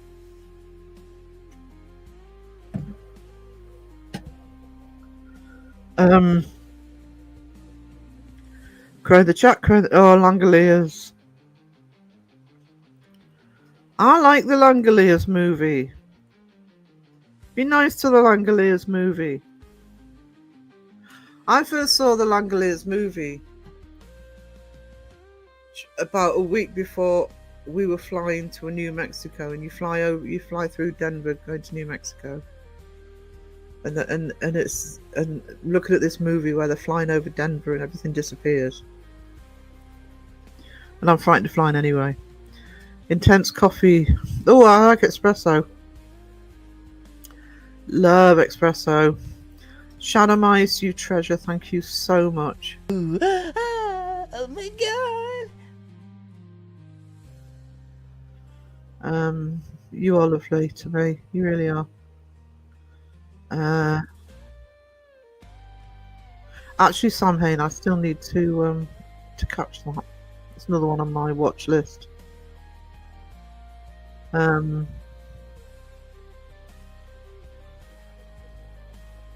Yes, the beach. I go to also has a story of a shadow man. The Willoughby split shadow man said he was on a shipwreck looking for his ship and treasure. I have seen a shadow figure. That's one of my other stories. I've seen it clearly, by the way. Crystal clear. Salem's Lot. If you watch Salem's Lot, try and get the two-parter, because they squished it together to make one film, and it's still really good. But I would recommend, if you can find, because it was a TV two-parter, if you can find the two-part version, it's so good.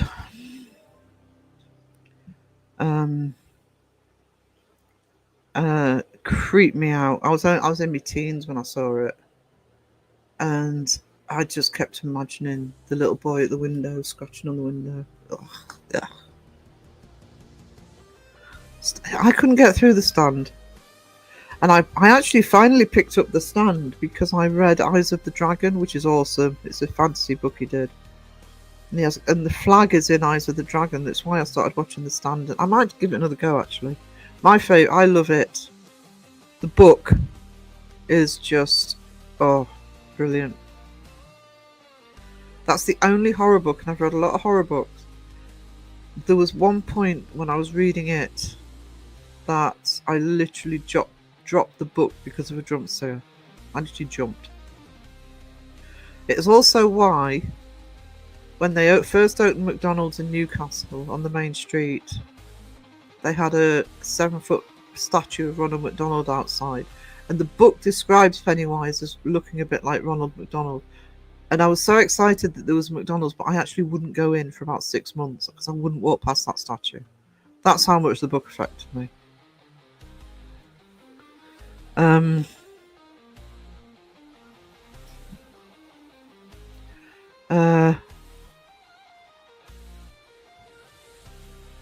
I will do them up, close my eyes and point early, like 9 or 10. I'm thinking of doing a live of it. Point. Look it up on chat about it. I haven't seen the new Salem's Lot. Is it out? Needful Things I haven't seen for years.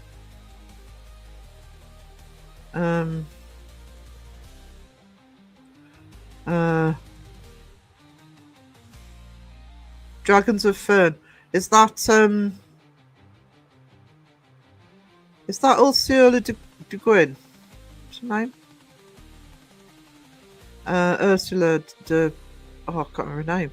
Yeah, Ursula de Guin. I had a friend who read a lot of hers. I read some of them. I used to like her short stories, actually, better than her novels. There were still Dragons of is it Pern? Nerd coming out, sorry. Silver Bullet is the movie based on Cycle of Werewolf. Really, yeah. Silver Bullet often gets forgotten. Forgotten. There's the Geordie in me. Forgetting. I'm forgetting it.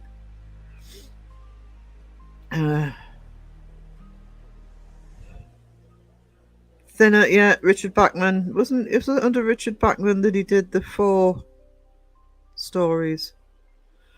Anne McCaffrey. Thank you. Yes, I meant Anne McCaffrey. Getting me names mixed up. Yeah, she had a collection of short stories from Pern, And there's a really cute one about a little dragon being born and choosing its person who's going to look after him.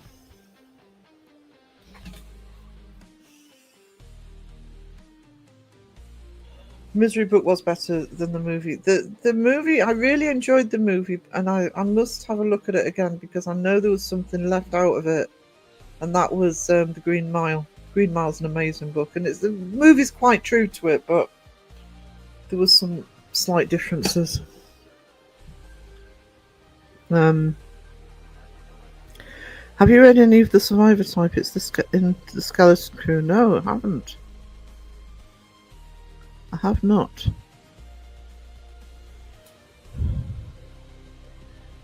Now, American Werewolf in London creeped me out, and I've told this before that, you know, when I lived in London, Holborn Tube Station is. I couldn't stand at the top of that huge escalator and stairs without thinking of going to see a wolf coming into view at the bottom.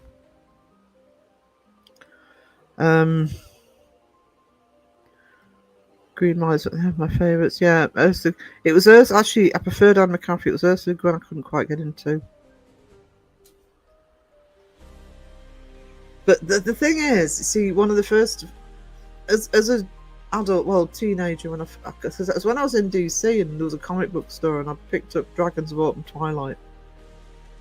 And sometimes when you find something straight away that's just perfect for you, it's difficult. I don't read huge amounts of fantasy because it's not Dragonlance. Oh!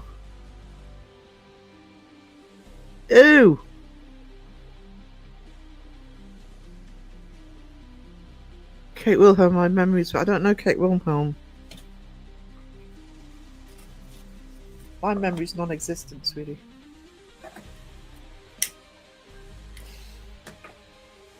I'm getting the authors mixed up. Do you remember Cat's Eyes? Cat's Eyes. That troll. It wasn't Drew Barrymore. Because I can't remember. It was 3 different stories, and I can only remember the first one. And it was Drew. I'm sure it was Drew Barrymore in Cat's Eyes. As a little girl, it must have been around the same time as E.T., which I hate, by the way. But yeah, that little troll running around and taking a breath. Oh, that creeped me out.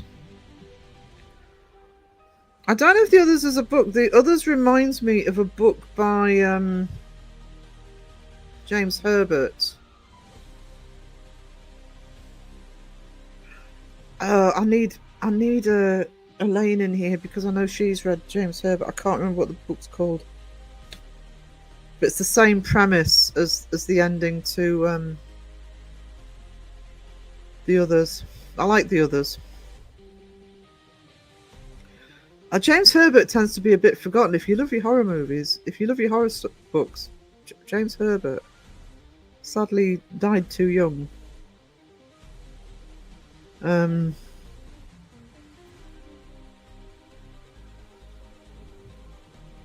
I've not seen a more horror movie that's properly scared me.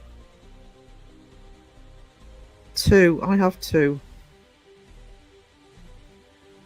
1, and I've got it on my watch list on Prime because I haven't seen it for years and I'm too scared to watch it. And there's a good chance when I watch it I won't be as scared. But I remember it just terrifying me at the time. And it's George C. Scott and it's called The Changeling. Old 70s movie. The other one, and it's not that I particularly rate it as a movie. It was a good idea and it was well marketed, but Blair Witch Project scared the crap out of me. Absolutely scared the crap out of me. And I realised when I watched it that I'd underestimated how much sound works in horror movies, because the bits I could cope with least were the bits where the screen went black.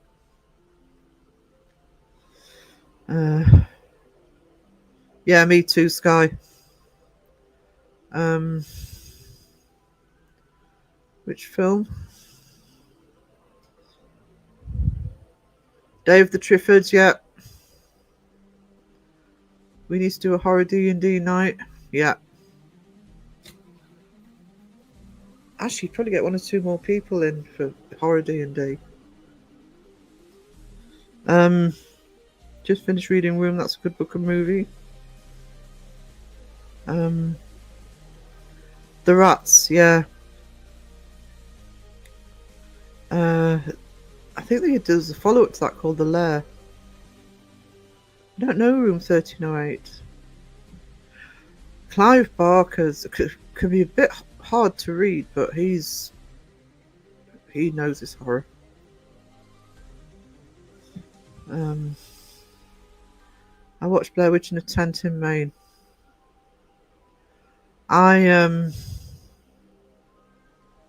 It was weird how much that movie freaked me out.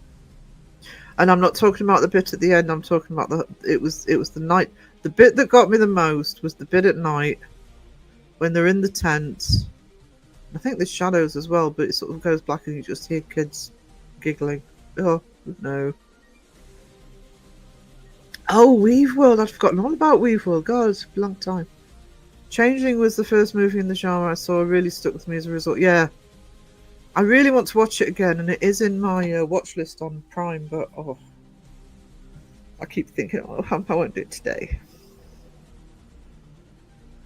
I've read Neverending Story and The Hobbit. I read The Hobbit. I never got through the Lord of the Rings books, and when I love the movies. I absolutely love the trilogy. And at one point, I did think about reading them, but I'll be honest, and I know some people will find this sacrilege, but I just tend to think, I think my version of Lord of the Rings is going to be the movies. Night of the Living Dead game, or Dog Soldiers. Get everybody being ruthless. I don't read King like I used to. After my brother passed, it took a long time to read it again. Yeah, it's difficult. Barker had some serious issues. He had some good ideas, though. Henry James.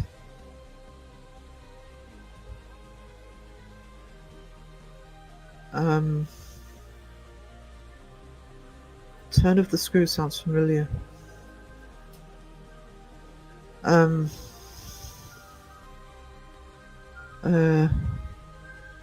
don't read like I used to. And after years of doing research, when I was an academic, I speed read, and so I don't really read books properly anyway. Yeah. I do like my comics. Invasion of the Body Snatchers. That ending shot with Donald Sutherland. Yeah. Alexis Artemis Greenheld the First. How are we doing today?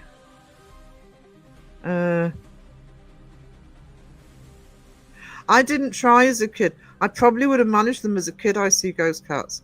I read The Hobbit, but I got distracted by horror, to be honest. So, and by the time I thought about starting the trilogy, I'd already read me Dragonlance, and I loved me Dragonlance. Plus, I loved the movies, and I just thought I'll just keep those as a version. Maybe one day I will. I don't know. Maybe it's something I should put on me Fire tablet, and maybe when I've got a long flight, sit and read it. Did you know the crew didn't tell the cast what they were doing in Blair Witch, so you could see them freaking out? Yeah.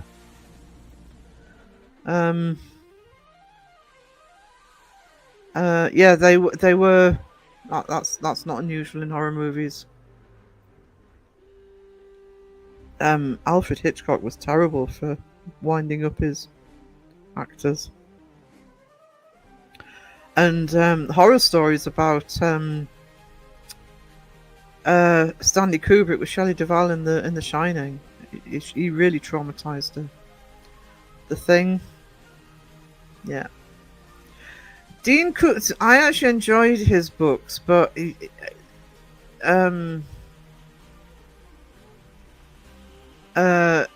sometimes it can be very long-winded. You sort of get to one of these thicker books, you think you could have told that in like 300 less pages.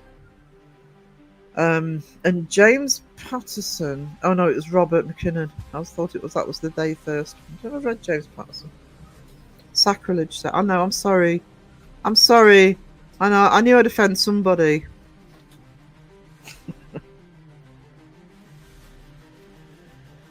I tell you what, I see ghost cats. I'll make you promise. Not when I'm going over, because I'll be with my mate going over, but when for the flight back when I've been to the States, I'll put them onto my keep me occupied during the flight because I hate flying. I'll put them onto my tablet. Edgar Allan Poe, oh, legend. Awake at 10:30 a.m. something. What are you doing awake, Jimmy? You're supposed to be a night owl. Jimmy's awake. An old black and white film that used to have Beast with Five Fingers. Yeah, I remember that bit where it crawls around the. Isn't there one where it sort of crawls up onto the piano keys? There was one of the comedians in the UK did a skit of it. I think it might have been Dave Allen, where he's sitting at the piano playing and the hand comes up and then they start playing whatever he's playing together. The hand joins in. There are parody books of Tolkien. There's also a parody book of Star Wars, which I've got somewhere. I think there's Harry Potter ones as well. I could write a parody for Harry Potter. Lord of the Rings and the Soddit, yeah.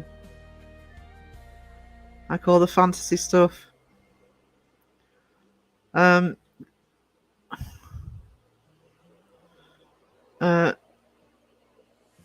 Six films. There's three.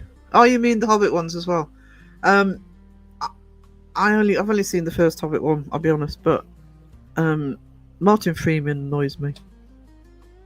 But I did enjoy it, by the way. I just never got around to watching the other two. But the Lord of the Rings trilogy I've seen so many times, but I can only watch the extended now. I've got to watch the extended edition. It's one of the things I'll often put on if I'm doing artwork, because we were mentioned earlier about eating and watching something. I also do watch something when I'm doing artwork, and that's one of my go-to things to put on. And by the way, Two Towers.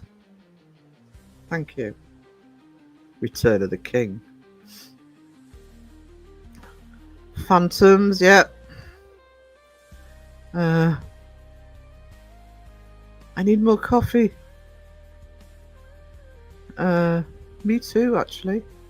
I will definitely do that, Icy Ghost Cats. I'll download it from Kindle. I never even touched Twilight. Oh, we've been to Edgar Allan Poe jail cell at Fort Monroe. I'm behind on my movies. It's one of the things YouTube does to you. It's one of the things being a content creator does to you. I am behind on some of the stuff I love. I've not seen season 4 of Boys.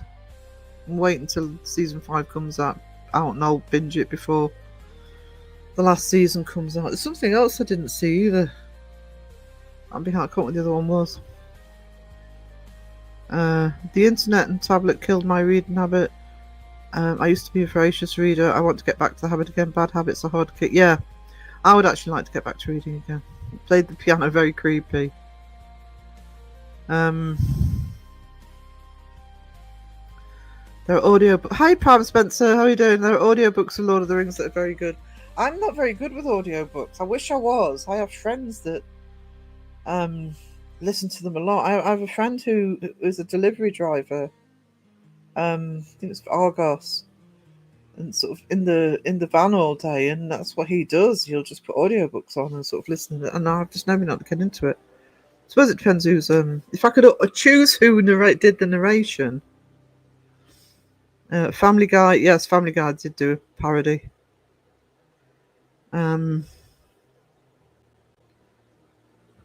Gandalf is awesome.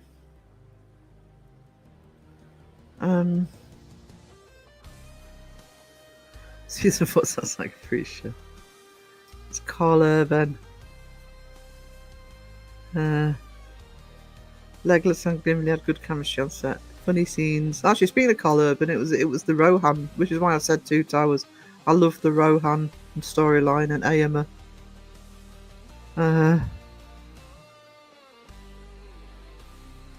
Learning Tengu and Sandarin. Oh my goodness.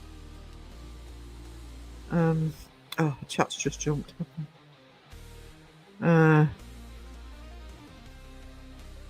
There's good YouTube videos that are readings of The Hobbit and Lord of the Rings. Do they get away with that?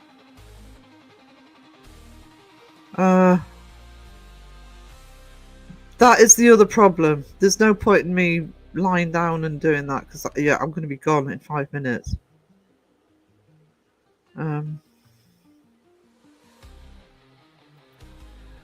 Australian boys aren't even real. Australian boys, is that? Hang on.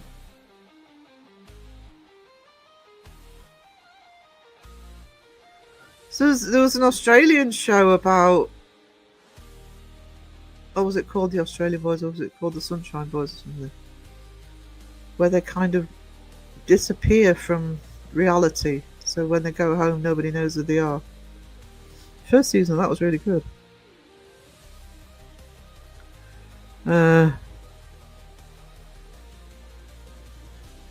Lately, I've been just completely unmotivated to play even video games, and it's been frustrating. Been making myself get up and walk to get the jitters out, and it's been helping.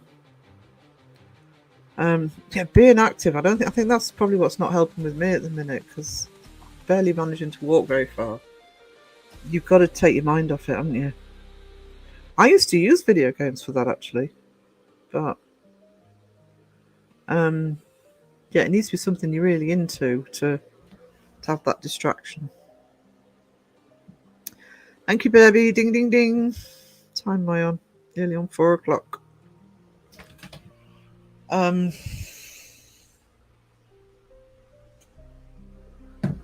impressed we've got so many nerds in the chat. This is awesome. Awesome.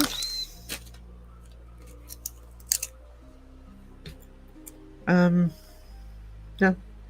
I'm eating crisps if you wonder what I'm crunching. Prawn cocktail flavour. I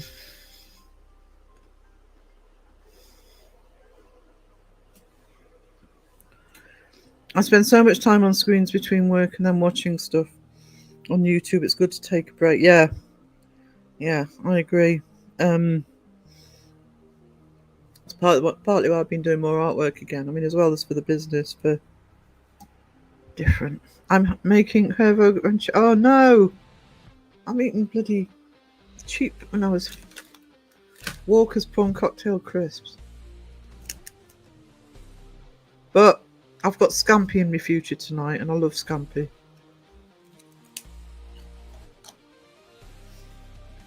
Sarah likes scampi. I miss the old Doctor Who shows and the goodies. Goodies!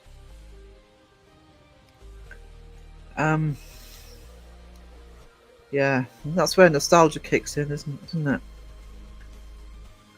Talk to Me. I don't know Talk to Me. I have to look that up, actually. I love Australian film. Know how to bake a good movie down there. I got a cup of tea and Maryland. Oh, Maryland cookies. Oh, they don't last long when I've got them. Especially with a cup of tea, dunking them in. Oh no, Debbie's out of hot chocolate. That's an emergency. It's an absolutely emergency. Good luck. How are we doing, sweetie? I was singing your praises earlier, not just about the wrestling, but about you've mentioned you put a new video out yesterday. Reminded people to check out your paranormal stuff as well. Tom Baker was my doctor. Got your mitt softwares. Actually, Tom Baker was my doctor. I vaguely remember John Pertwee, but Tom Baker was when I really got into it as a kid. And of course, his assistant was called Sarah Jane, which I thought was amazing. So, you know.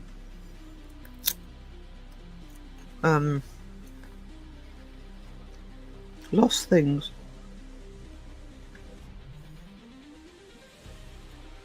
Yeah, great debunk yesterday. Yeah, I'm gonna. I said it before, but for those who come in later, please check out Spaghetti's channel for his latest debunk.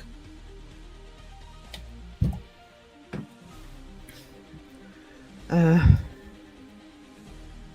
no, I'm gonna have to check this out. Talk to me. I wonder if actually tablet's there. Hang on.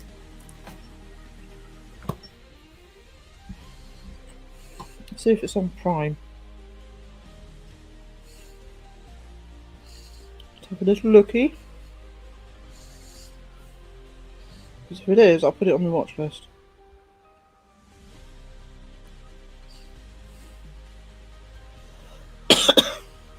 Talk to me.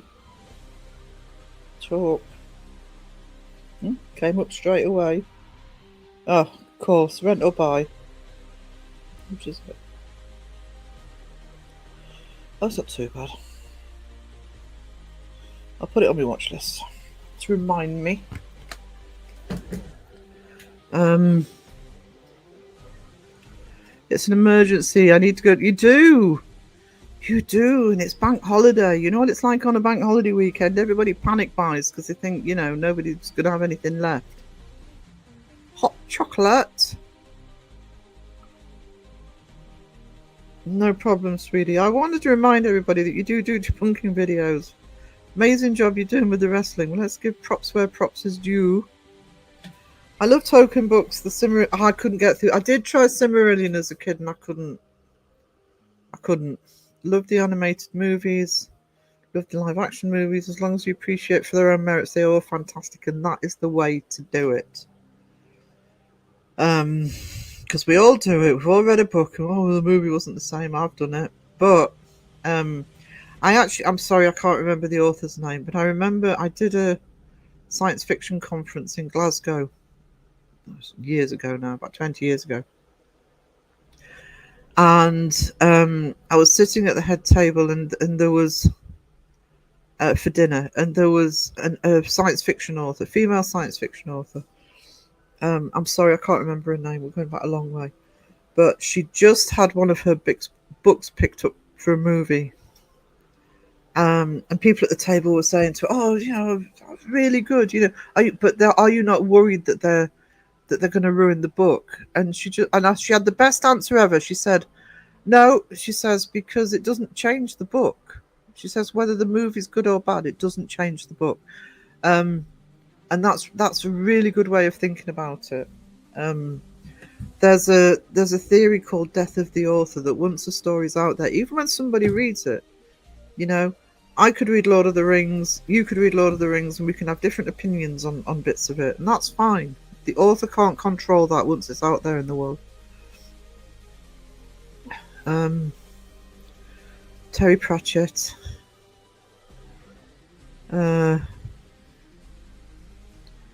Yeah, actually, Good Omens was my favourite, but I haven't watched the TV series. I've tried it and I couldn't do it. It wasn't the right tone for me. It just wasn't right. So, I did see the done going postal, but a while ago, but it's stupidly expensive on Prime. I remember John Pertwee, but Tom Baker's you can't beat Tom Baker. Need more roast. I know, I'm decided who to do next. I don't know. As soon as I've decided to do one, I'll get done. I just it's probably a toss-up between Kenny, Justin, and Jamie. I mean, Jamie will be easy to roast, but I think it might be Kenny actually, but I don't know. David Tennant, no. I mean, I to be honest, this is an unpopular opinion. I love David Tennant, but I got tired of him at the end, and I hated Matt Smith when he started. But they had that anniversary one that Tom Baker was in at the end, and I thought, I've got to watch Matt Smith, and I loved him, and I went back, and I'm sorry, but I love both of them. But if I had to choose, Matt Smith.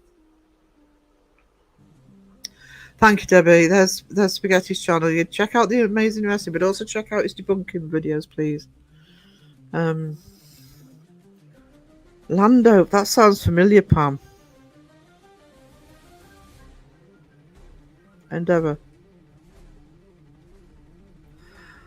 You're talking about the Morse one. Never watched Doctor Who. I think Doctor Who is you had to be there type thing. You're talking a lot of people in the chat are like me, they're older, grew up on it. So I don't know how easy it would be to get into now. John Pertwee became very dear to me when he played the Scarecrow. Wurzel Gummidge creeped me out. Oh, and I love John Pertwee, but Wurzel Gummidge creeped me out as a kid. Can't watch Doctor Who. It's okay. More roasting. We need more roast. All right. I'll tell you what. Let chat decide, right, as to who I'm going to do next. That way, because otherwise I'll sit and try and decide for the next 3 weeks who I'm going to roast. So here are your options, because these are the next 3 on my list. So put a 1 in the chat if you want to see Kenny roasted. Put a 2 in the chat if you want to see Justin roasted. Put a 3 in the chat if you want to see Jamie roasted. 1 for Kenny, 2 for Justin, 3 for Jamie. Whoever wins, I'll do that next.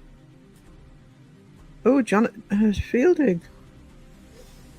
I just thought I could do a live. Whatever makes you most comfortable, John Boy. Justin.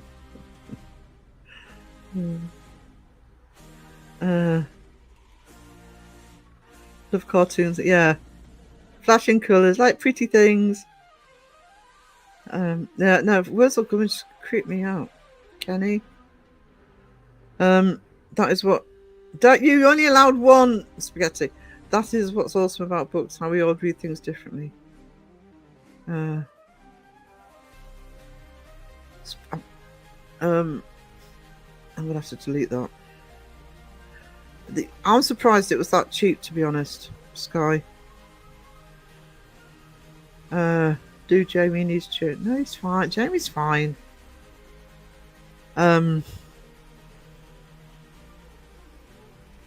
Cat Whiz. I thought that creeped me out as well. I answer. Oh, actually, I think I did read the book. I loved the TV show. Loved the TV show.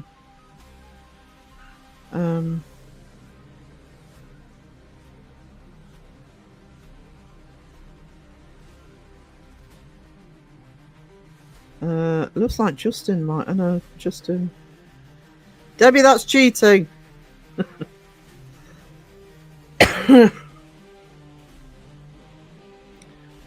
I'll double check it at the end. I think it's between Justin and Kenny. All 3 of them will be done. They are the next 3. Debbie's a troublemaker. Kenny, like a changing. And Kenny's the one I've got the most ideas for, actually. Cup of tea and a slice of cake.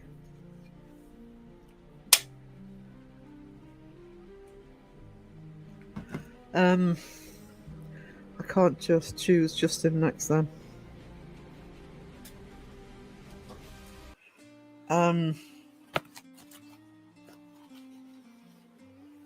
No, Aunt Sally. Bacon cook. Oh, I can almost smell that.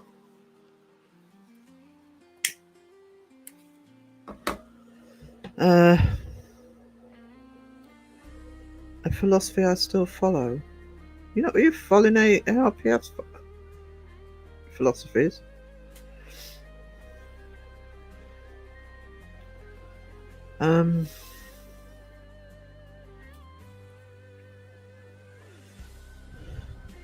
Mine, Una Stubbs is very good as Aunt Sally. Loved her as Aunt Sally, but Wurzel Gummidge creeped me out. Dried cashews. Cashews. Wurzel's posh head was so funny. Almost like an early version of Crichton, wasn't different heads for different moods. I'll have to look back at chat as to who won that.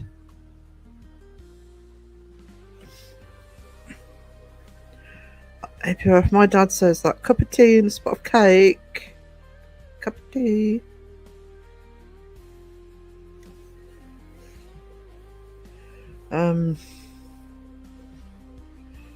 I should really drink more tea, but you know, I'd have to get the decaf stuff.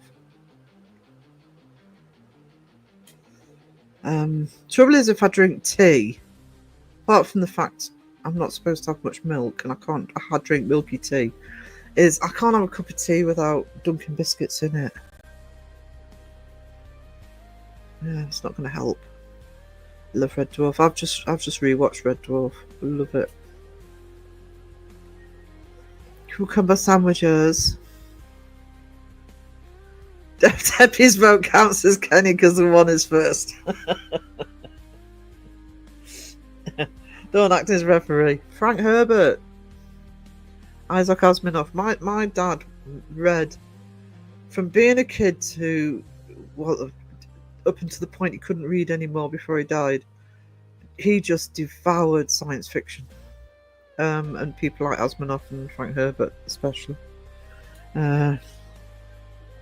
No, I hadn't looked at it either, Pump, until he said we were talking about the different heads. And yeah, he was early Crichton. I use the word joint for my time travels. Oh, I used to play Tomorrow People when I was a kid. Jaunting abilities. We used to jump. So when they had the jaunting belts, you used to put your hands on the belt. You used to jump, and then you used to run as fast as you could to the other end of the playground and jump again. What is Red Dwarf? Red Dwarf is a UK science fiction sitcom. It's like a cult classic. It still does specials, but it was around the 80s and early 90s. The main ones. It's so fun. I don't know how well it translates across the pond, though.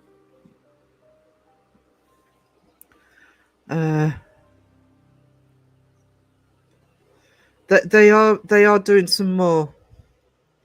I think they're in the process of doing it at the moment. My cup of tea is a piece of cake. Irene Handel. Loved Red Dwarf. Smoke me a kipper. Be back for breakfast. If you see English, British people and probably Aussies as well in the chat going Smeghead or Smeg, S-M-E-G, that's from Red Dwarf. I do see it sometimes in the chat. Red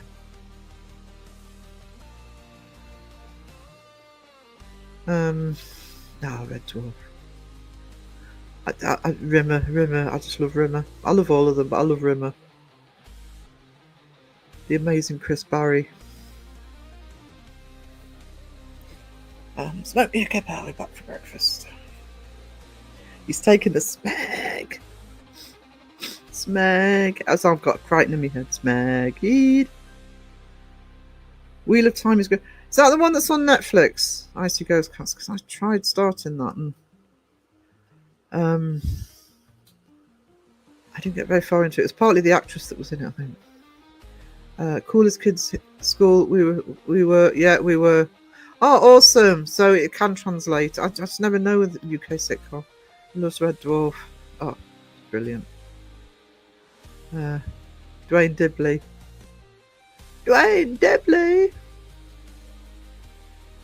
Seg with an M.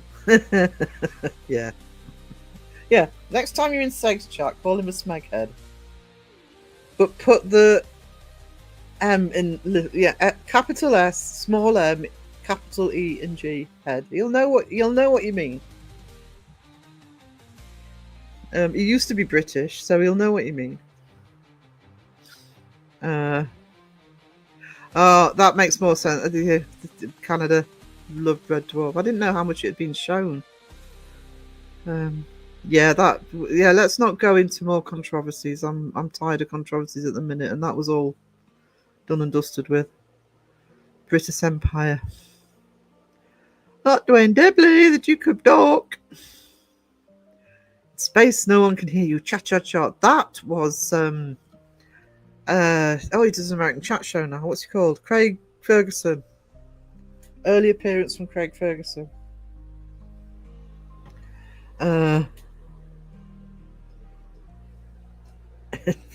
Investigating with Seg made me start saying crack on a lot. Who says crack on apart from Seg? What is he, 90? Crack on. Or Seg with an M. Crack on. I think that's a southern phrase. We don't say that up here. He's a southerner. Not very often. Youth is wasted on the young. Youth always is. I think that's why we get so nostalgic. We don't realise at the time.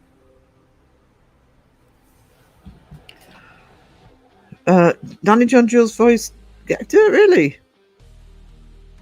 He pisses and moans occasionally, Danny John Jules. Wasn't he in Trouble in Paradise? Have I got that wrong?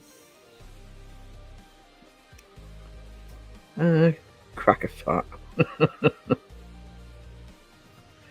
I don't know.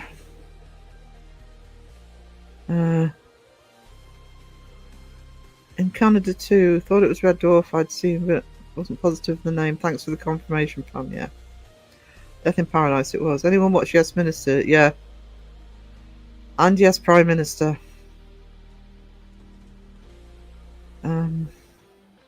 Southerners. Well, come on, you don't get much more Northern English than me. I'm 20 miles from the border. I'm parallel with Southern Scotland. It's not that it's never used, it's rarely used up here, that phrase. Frank Spence, I got a bit of chobetti. Michael Crawford was amazing. He did all his own stunts. Back in the day when the company didn't care about, insurance. That one was on the roller skates. What you done? I'm ignoring your Sky now. Sky, just let it pass. Only Fools and Horses. I agree with. I love Only Fools and Horses, but I remember I think it was Peter Kay saying the problem with Only Fools and Horses is you can watch it anywhere. It is played and replayed and replayed to the point where I think I agree with him. A little bit of that novelty's worn off. I still love it, and there are certain episodes I will rewatch, but Rick Mayall, R.I.P. Rick Mayall, gone way too soon. Young ones especially.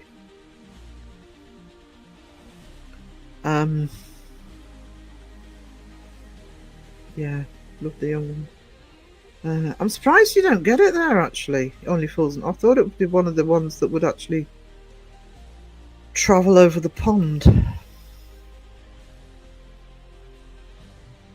I really do. I'm really surprised that you don't get Only Fools and Horses, to be honest. Rick was a comedy genius.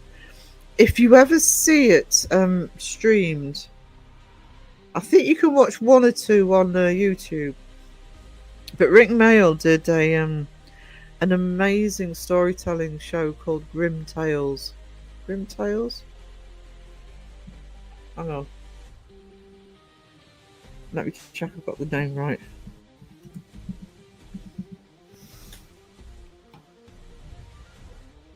No. Somebody help me. What was the show called? Hang on. Let's type his name in. Rick. Oh, it was Grim Tales. But it's Grim with one M. Grim Tales. I think there are some episodes on YouTube. Oh, it was amazing. He was narrating it, and then they had people acting the story out. And he was in his full hyper self. And let's not forget Blackadder, the Flash. Did they make an American version of Only Fools and Horses? How would that work? I know they did The Office.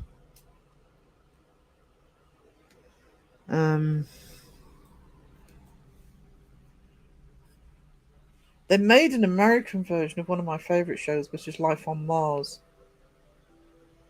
And Netflix used to drive me crazy because at one point they had both versions on. And on the British one, they put UK version. And I'm thinking, no, it's a UK show. Put US version on it. I used to get really annoyed with that. Doing breakfast. Oh, yeah, New Statesman. I haven't seen that in ages. But if you see if you love Rick Mayall and you see Grim Tales, and like I say, I'm sure you can watch at least some of them on YouTube. Oh, there was an American version. Never watched Shameless.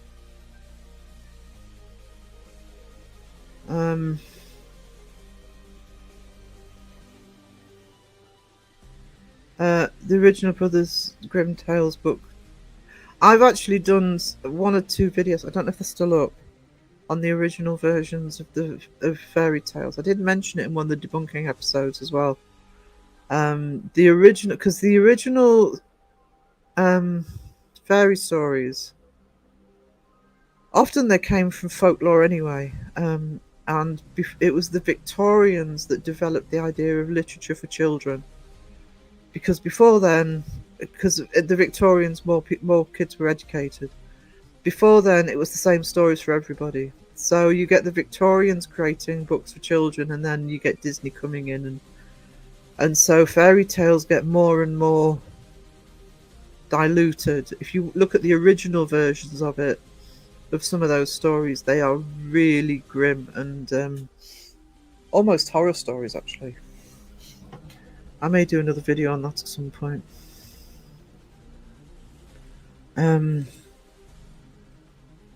Yeah. Charge your headset before Jamie's live. Yeah. Don't forget to give him hell. He only feels loved when you're trolling it. I'm kidding.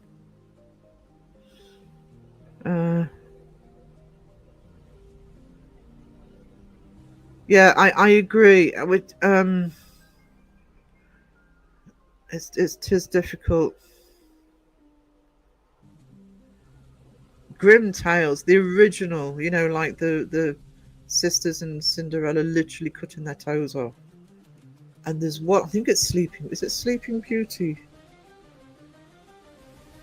Where she has a baby and it crawls out of her when she's asleep. I think it's Sleeping Beauty.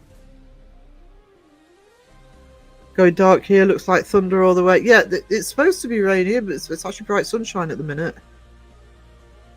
Everybody running off to do dinner. Grim Tale, Good Tales of Dark. Don't think it's the writing, Mike. I think it's when they're trying. There's certain humour, because it works the other way around as well. I mean, I have some of my favourite sitcoms are American, but there are others that I watch and it just doesn't hit our sense of humour, and I definitely think it works that way around. No problem, Crit Walker. Dark all here all afternoon and windy. No, it's been alright. It's been alright. It was dark this morning. Giselle, this is where the party's at. Yeah, we're of the sport act for Jamie. Who will love everybody's booty at 5. What happened to our summer? I'm quite happy with the weather we're getting at the minute. Little Miss Miserable here doesn't want it really hot and sticky. I can't breathe. I literally can't breathe with now hot and sticky.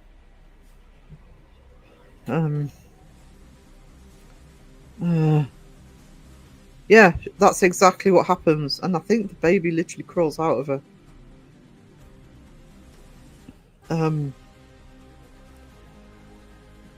Ariel from under the sea turns to sponge and the waves. Gotta run. Thank you, and thank you for the membership, Satch. Adamites, you're a treasure.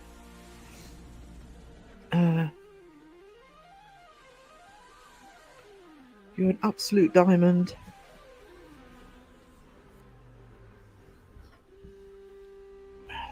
some smoothie. I'll be healthy for this drink.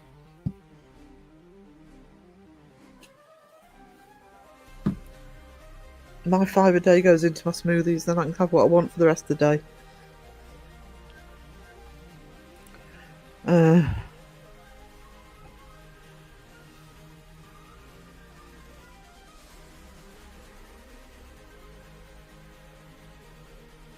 Just give me a sec, guys.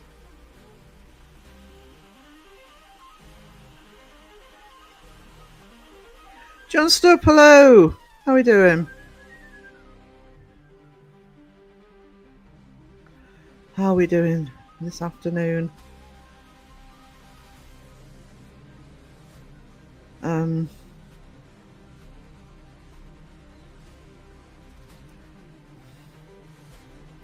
Just say no to everyone. I can have another drink of smoothie. Healthy Sarah.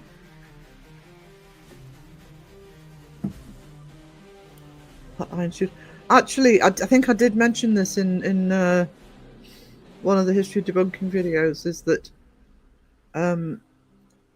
fairy tales by the Victorian era used evil stepmothers, and the reason they were stepmothers is because they didn't want it promoting that a real mother could act that way.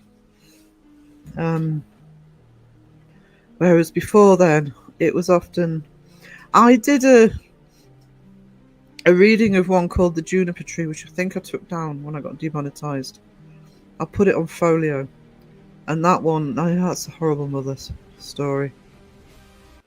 Brothers Grimm, is that the Heath Ledger one? Yeah, a lot more true to the originals.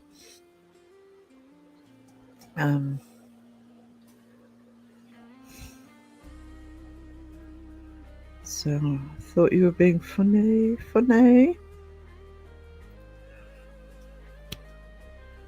I'm going to sneeze. Just hang on a minute. I'm just going to mute for a sec.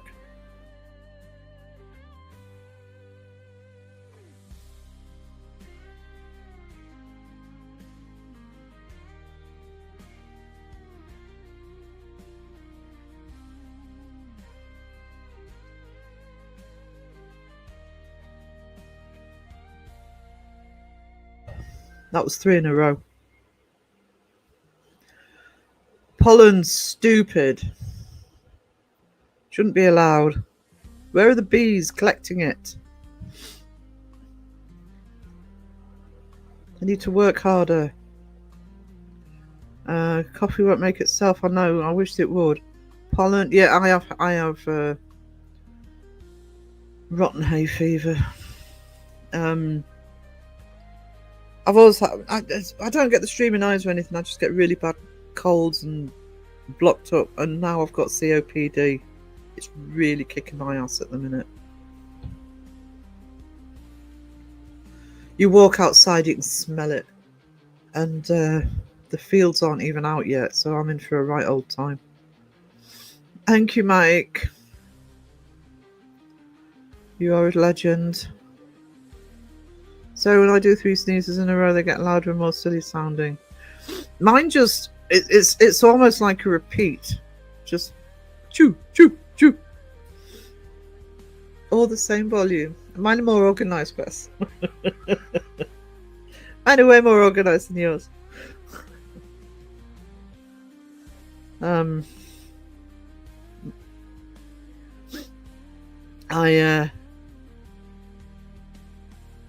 I keep meaning to get some antihistamines, and I keep forgetting because I'm forgetful. And I've actually been told to get some, to be honest. Better get some before I go to the doctor's next. Did you get the antihistamines? No. You're supposed to.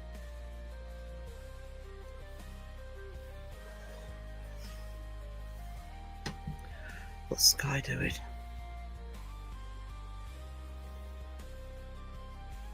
I'm losing track of chat. I'm sorry, guys.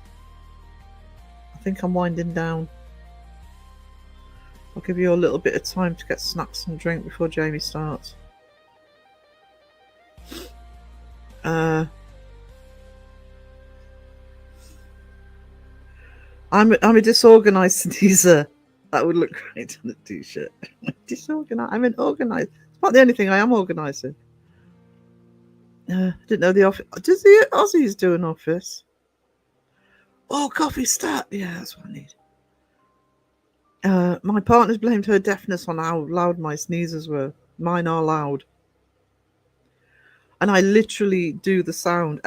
Choo!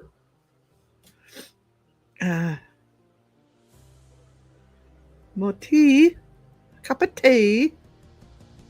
I've been living on Reactin all spring. I need to get...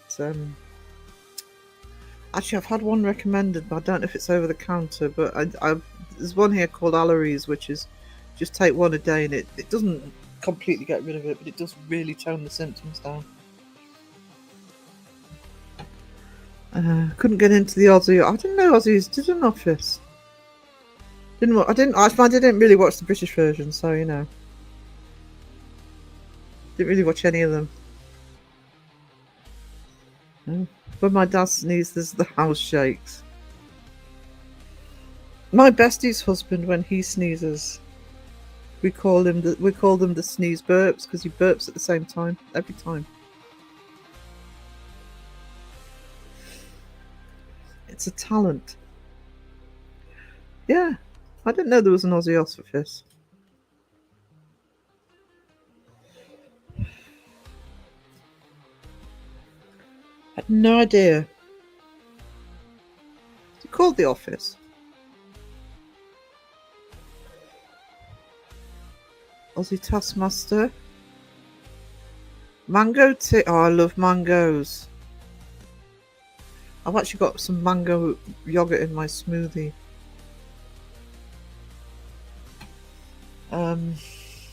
Mango's my favourite fruit. Love mangoes. I frighten my wife when I sneeze. I frighten everybody. Taskmaster. What's Taskmaster?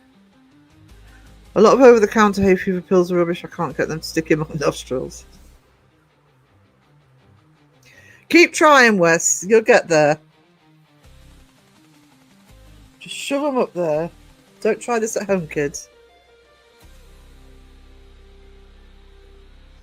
Oh, actually, I've just thought on my desk I do have some Albus oil, so I should be using that until I get it. Mine is strawberries. I love strawberries, but it's just so difficult to get strawberries that actually taste like bloody anything. But when you can get good strawberries, yum. Sorry to hear that.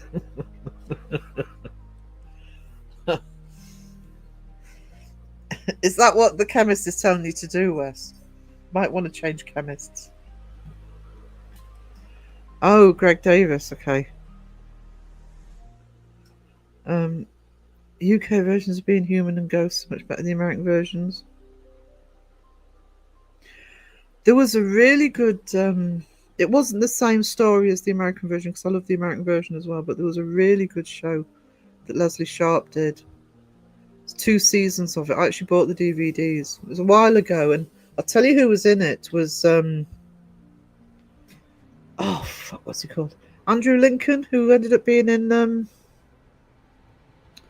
Walking Dead, and it's called Medium, and there's some episodes of that are really scary. Really scary. I like the US Medium as well, though. It's not the same show. They both just happen to be called Medium. But if you see the Leslie Sharp one, the British one, with Andrew Lincoln, it's really good. Yeah, that's what I'm having to be careful of at the minute. Starting to take bloody medication all the time. Ooh, rhubarb strawberry pudding. Oh. Need to grow your own strawberry. I know there is to go. I just have the space. I was going to try and do my garden to turn it into a little allotment, but yeah, that ain't happening now. There's no way I'm going to manage that. Recharging, I assume that when a human needs to recharge, they do it much the same way as a mechanoid. I've located what I assume to be the recharge socket, but it doesn't have the 3-pin adapter. That's Red Dwarf. That is Red Dwarf. That's Crichton when he becomes human. And the Polaroids he gives Lister. What do you think I was thinking of? If you know, you know. If you don't, find Red Dwarf and watch it. Banana and strawberry smoothies. I like grapes too, but I swallow them whole. Actually, it's banana and strawberry smoothies what I often make quite a bit. I often have pineapple in it as well, but I've run out of pineapple. Can you grow them? Really? Ooh. I was actually thinking that you can get these sort of shelves that act like greenhouses. They just have plastic over them. Friends use them and they do work. I was thinking of getting those, but it's too late for this year. Maybe for next year I'll look at it. Maybe when I've got myself a bit more healthier, if I can. Yeah, banana and strawberry smoothies are awesome.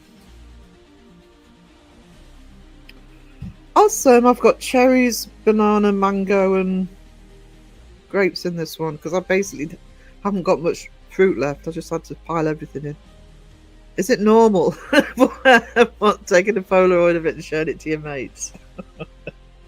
I can never work out in that scene whether Craig Charles was genuinely smirking because he was trying to keep a laugh in, or whether it was part of the script. Almost looks like he was trying not to laugh when they were filming it.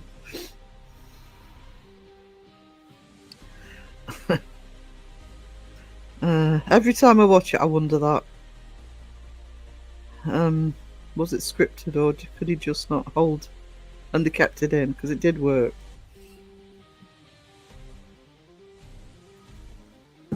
What time are we on? That's it, right. I'll take it to the 1:45 the hour. Give people time to recharge themselves safely. Recharge yourself safely. No 3-pin sockets. For James. So somebody could put 2-ply's link in the chat. Tinky Poo. He's I think he's going at 5. So let me check. 2-ply. Let's have a look. Live. 5:15. So he'll have a bit of time. He probably, if he sees people in mind, he might. There'll be people in there chatting. Thank you, Debbie. You do you. I can't get the lead to stay in. So have you tried frozen fruit for your smoothies? Actually, the cherries were frozen. I do have. It was good today because I didn't have enough fresh fruit to make one. So that's actually what the cherries were. They were frozen. You can get frozen mango, but every time I try and order it from Morrison's for the delivery shop, oh, we haven't got any. Have a substitute, you know. Have a box of washing up pods instead. How's that a substitute? Yes, I do have frozen fruit in the freezer. I do use them for my smoothies. Grow light, and you can do strawberries indoors all year. Just have to pollinate the flower. Really? Frozen grapes in wine is nice. I bet it is, actually.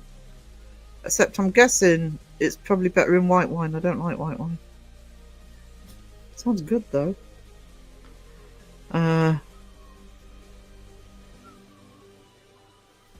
Yeah, the substitutes make no sense. No sense whatsoever.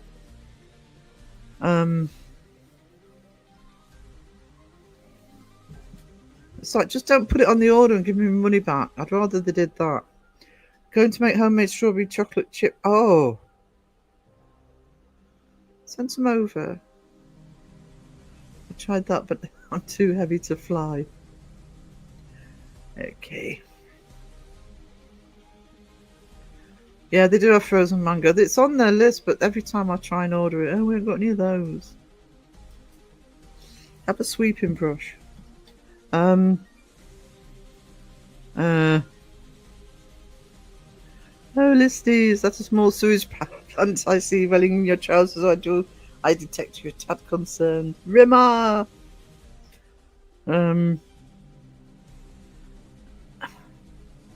I had strawberries growing in a pot on my porch, but the baby turkeys ate all the berries. Oh. I've only ever had a similar substitute or refund here. No. Sometimes with a substitute, I rarely get them. They're usually pretty good on everything I order, but sometimes it's a different brand. But yeah, I have had substitutes that make no sense whatsoever. I really should check the order before so they tell me what the substitutes are before they turn up. Milkshake, anyone? It's kind of a milkshake, especially when I decide to put ice cream in it. I haven't today, but vanilla. Ooh, vanilla. I've got vanilla protein powder in here. I haven't had a milkshake in years. I haven't had them as much as possible because I'm going to piss and moan about it again. McDonald's stopped doing the vanilla ones, and I adored those.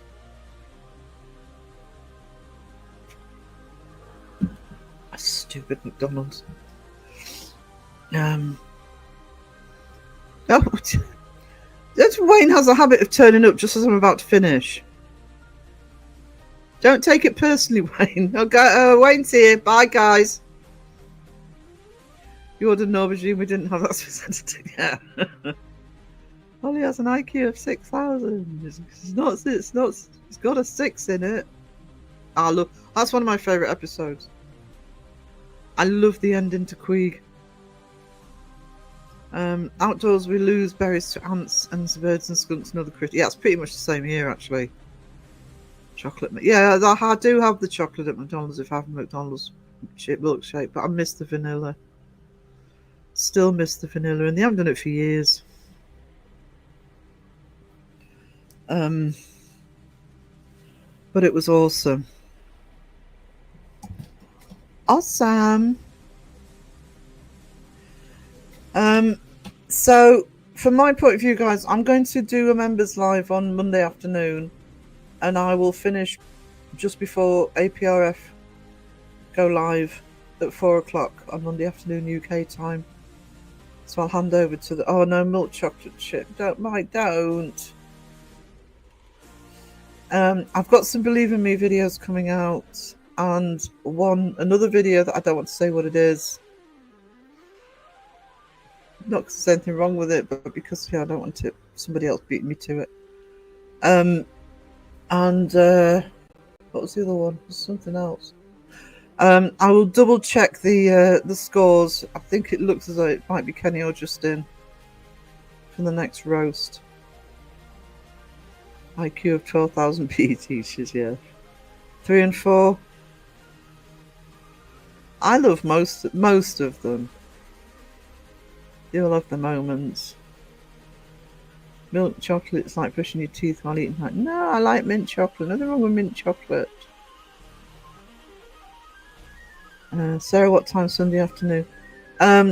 If APRF are going live at 4, I'll probably go live about 1 o'clock. So I'll get the 3 hours. So that would be 10 o'clock, 10 p.m. for you. But don't worry, sweetie. You know, it's going to be a members live, so it should be a little bit more. Well, should be a little bit more laid back.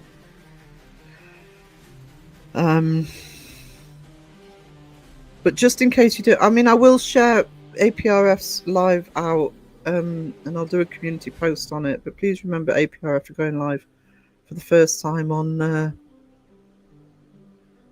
Monday. So I've always said that. Off to the reptile show. Oh, awesome.